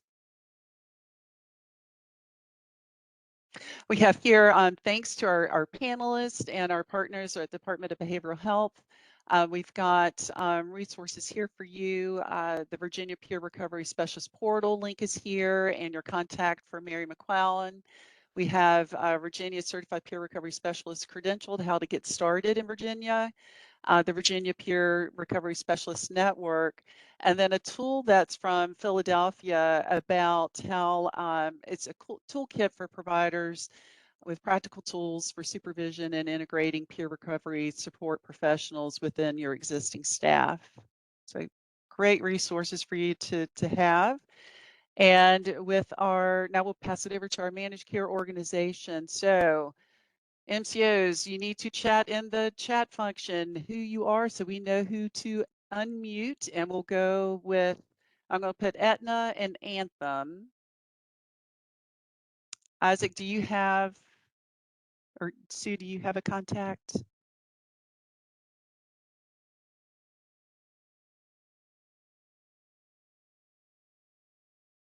It looks like we have Margaret Mitchell for Aetna. Okay, Margaret, you are up, and we can go to the next slide. Sounds great. And and actually the slide is pulled up for you today. Let me introduce myself for just a minute, and then I'll introduce our Virginia team. So my name is Margaret Mitchell. My official title is Manager for Clinical Health Services for the Centralized Peer Support Specialist team. And we moved into a centralized model approximately a year ago. And so we have our entire peer support specialist team from across 8 different health plans grouped under one team dynamic.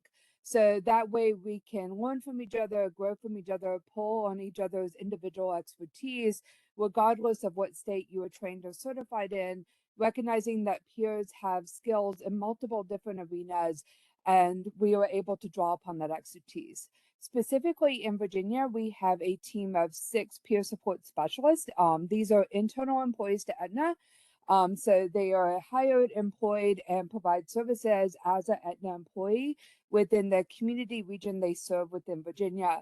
I've actually included their information here today, so if you're interested in reaching out to any of these folks, please feel free to do so. But our team, like similar to other folks that we've put on the line today, including myself, are all trained and certified peer support specialists. We all have lived experience with either the substance abuse or mental health arena. And we pull on that and help others, help our members along the recovery pathway. So ultimately, the goal of our team is to provide person-centered support to members to help them achieve their individualized goals. They also actively seek to connect individuals to community-based services, a number of which have been reported out today, and supports to ensure that they meet their overall health goals. As I said, the team is divided regionally in Virginia. We have 6 folks stationed throughout the state. Typically, they serve an average of 25 members at any given time on their caseload, and those services are provided both virtually and in person, depending on the members' wants and needs. Of course, peer support specialist services are voluntary, and the members we reach out to can make the decision if they choose to participate. But that's how we are currently operationalized within the state of Virginia. So I know we only have a couple minutes for each of the managed care organizations, but I appreciate your time today. I appreciate your support of our initiatives and what we're doing as a team. Again, there's our team members and my contact information as well. Please feel free to reach out to us anytime. Thank you, everyone. Thank you. And now we're next with Anthem. Hi, this is Patty Hartigan, and I'm one of the behavioral health managers here at Anthem. We have included our contact information should anyone be online and wish to participate in our network. We would like to, invite you to do so. Could you go to the next slide, please? For Anthem, we have currently 3 peer recovery support services specialists. They are assigned regionally, and we have another 2 positions that are available. Our peers are used in a variety of areas in Anthem. Most recently, we have been using peers for our justice-involved populations for those members who are being released after incarceration.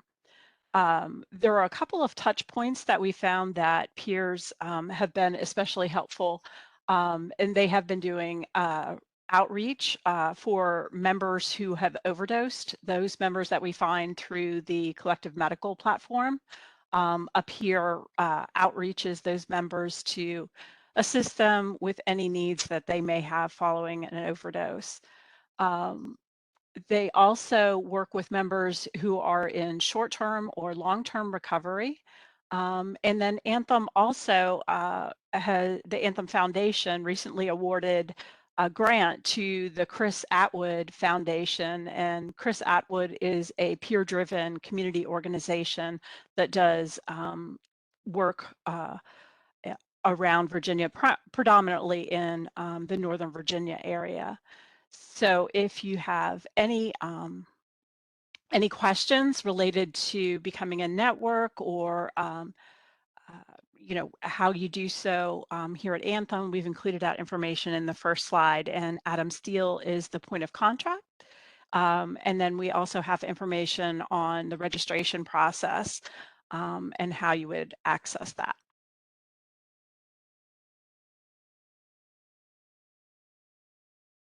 Thank you, Patty. Next up, Melina. Hi, good morning, everyone. Thank you all for being here. It's great seeing some familiar faces here. My name is Kevin Bagby. I am the supervisor of Melina's Peer Recovery Services. We also have a team of 6 broadly trained certified peer recovery specialists located across the state, offering community-based, person-centered support to our members with mental health and substance use challenges. Of course, we also offer the virtual support as well. Our objectives are to increase linkages to community resources, decrease inpatient and emergency department utilization, help members build on their strengths and manage their recovery, increase care coordination, and promote improved health outcomes as they relate to social determinants of health. Excuse me. Our peer recovery services are supportive and promote recovery, resiliency, and community, inclusion with the goal of assisting members to live successfully in their community. Our peer specialists, while supporting the member on a self-directed recovery journey, work closely with the clinical teams to coordinate care and connect the member to services both internally and externally. In addition to working with the care management team, they work in collaboration with our arts coordinators, our transition of care coordinators, as well as the housing and employment teams to offer wraparound services and support. Our team also heads up Molina's outreach efforts and DMAS's DOC early release project. We are connecting with members recently released from incarceration to support them in their transition into the community and connect them to our care management team. They work closely with our DOC transition of care coordinator to ensure a smooth return to society and linkage to services. Also, being agents of change, we can and do influence the culture of the organization. We each bring unique experiences and shared beliefs to the table, while at the same time honoring and valuing plurality of views. We share our knowledge, skills, and talents with others while offering hope and encouragement to those we support. My contact information is on this slide, as well as my directors, Theo. That's it. Thank you for letting me share about our amazing, incredibly talented team. Thank you, Kevin. And next we have Optima.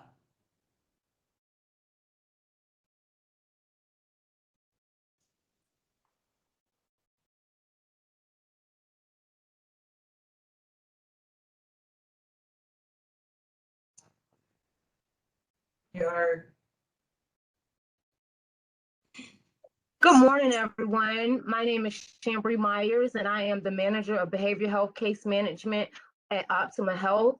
Thank you for allowing me to share with you all the wonderful things we are doing at Optima around peer recovery specialists. So here at Optima, we are utilizing the lived experiences of our peer recovery specialists to promote recovery and foster well-being amongst our members with mental health and substance use disorders. Our peer support recovery specialists are embedded within our justice programs, where we use the peers to support individuals transitioning from jails back to the community, individuals who are transitioning to and from inpatient hospitalizations. We use our peers with our pregnant and parenting members, as well as our indigenous populations. Optima Health Peer Recovery Specialist engages our members in care coordination through our specialized programs, as well as providing our self-directed planning aimed at increasing our members' social support systems, hopefulness for recovery, personal accountability, awareness of all warning signs of any problems or relapse, in order to put a plan in place to prevent said relapse.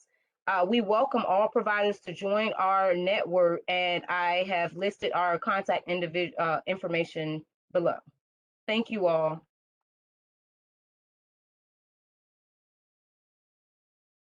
Thank you, Chambray. And now we have United.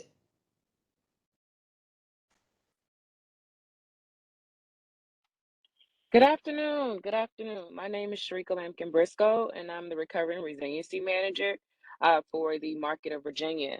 I am a person of long-term recovery, and I'm also a certified peer and a registered peer and a peer supervisor. At United Healthcare, we don't have internal peers. So how we include everyone in the community from Northern Virginia to Southern Virginia is by leveraging the community support systems that we have that have peer support. And we do that by providing resources for community engagement. And I'm also a trainer that facilitates training surrounding peer support. So mental health first aid for youth and adults, seeking safety, QPR, trauma-informed care, which are free of charge trainings that United Healthcare under contract provides for the state of Virginia for the peer support community. This gives our peer support so many tools to be able to utilize in the communities when they are interacting peer to peer. I also assist with bridging the gaps between the MCO and the recovery community. I advocate for peer support in rural areas. bringing recovery awareness through United Healthcare throughout Virginia, assisting with providing resources and support to recovery communities within the state, and also helping bringing innovative programs to the market surrounding recovery, promoting peer services within the community by leveraging stakeholder relationships. So I can sit in a meeting where there are leaders from the governor all the way to members of different organizations with representation that just want peer support to be heard. That is my ultimate goal and position here with United Healthcare as the Recovery and Resiliency Manager. My information is listed below. If anyone has any questions where I can help, I would greatly be willing to answer whatever questions you have. Thank you. Thank you, Sharika. And now we have Virginia Premier.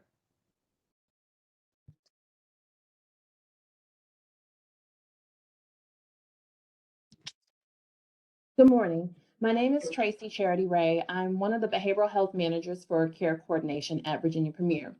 I am very excited to announce we have launched our peer recovery support program this month at Virginia Premier.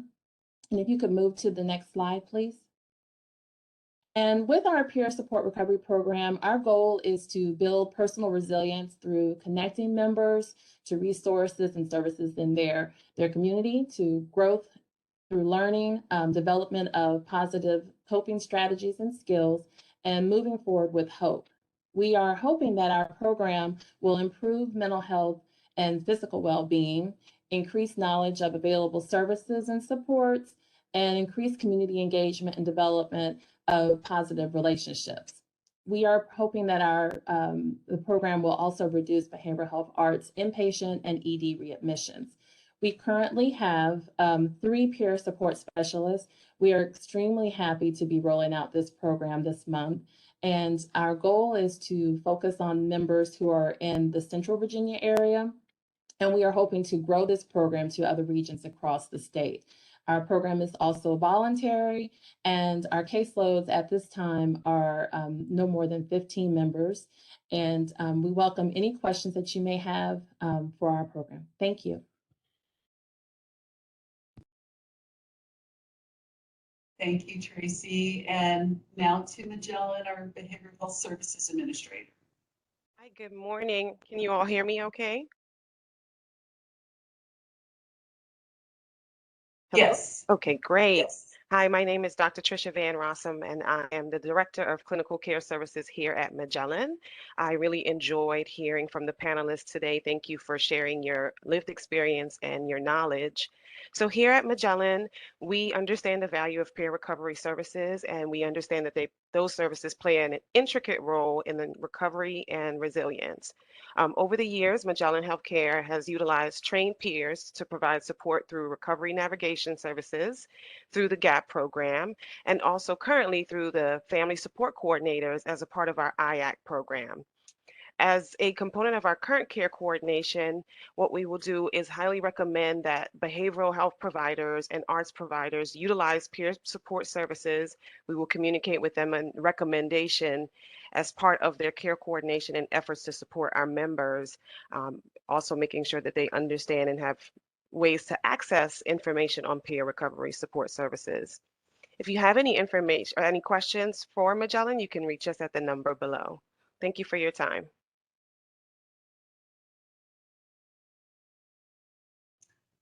Thank you, Tricia. And then this next slide is, as many of you all have seen, the majority of our members are going to be enrolled in one of our care organizations, but we also have straight Medicaid service benefits. So that's when you would want to work with Magellan, our Behavioral Health Services Administrator. For new providers, you would need to enroll as a fee-for-service provider through Gainwell. So this is a brand new process. Sorry. This is a brand new process that will, I just wanted to share that information with you.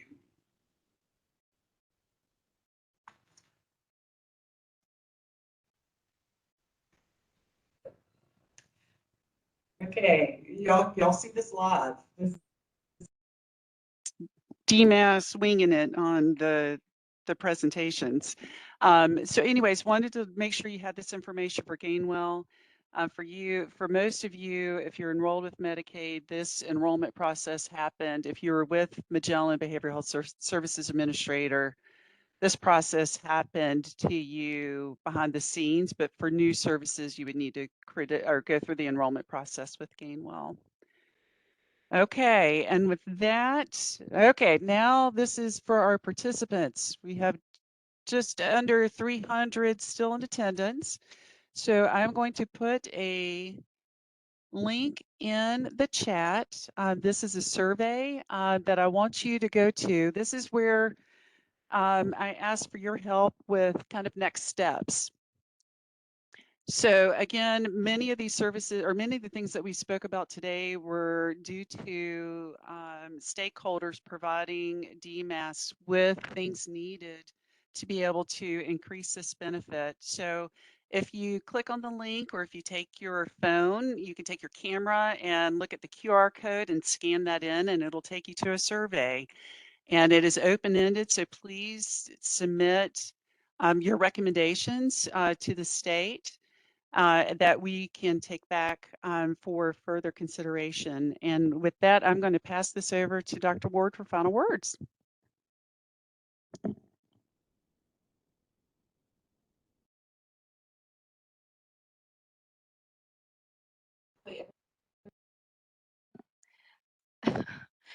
As we have worked out our method, I wanted to close out today by, first of all, just thanking all of our amazing participants, panelists, for the just incredible information shared, the level of collaboration that has taken place just to make sure that today happened. I want to give a big thanks, if everyone could make some of those little emoji claps, for Ashley Harrell. Who this symposium was really the brainchild of Ashley. Ashley, you're getting lots of little claps. She did a tremendous amount of work in putting this together, soliciting participants, and just in general has been an incredible advocate for peers. And we really appreciate all the work that she does for all of our members and all of our providers and stakeholders.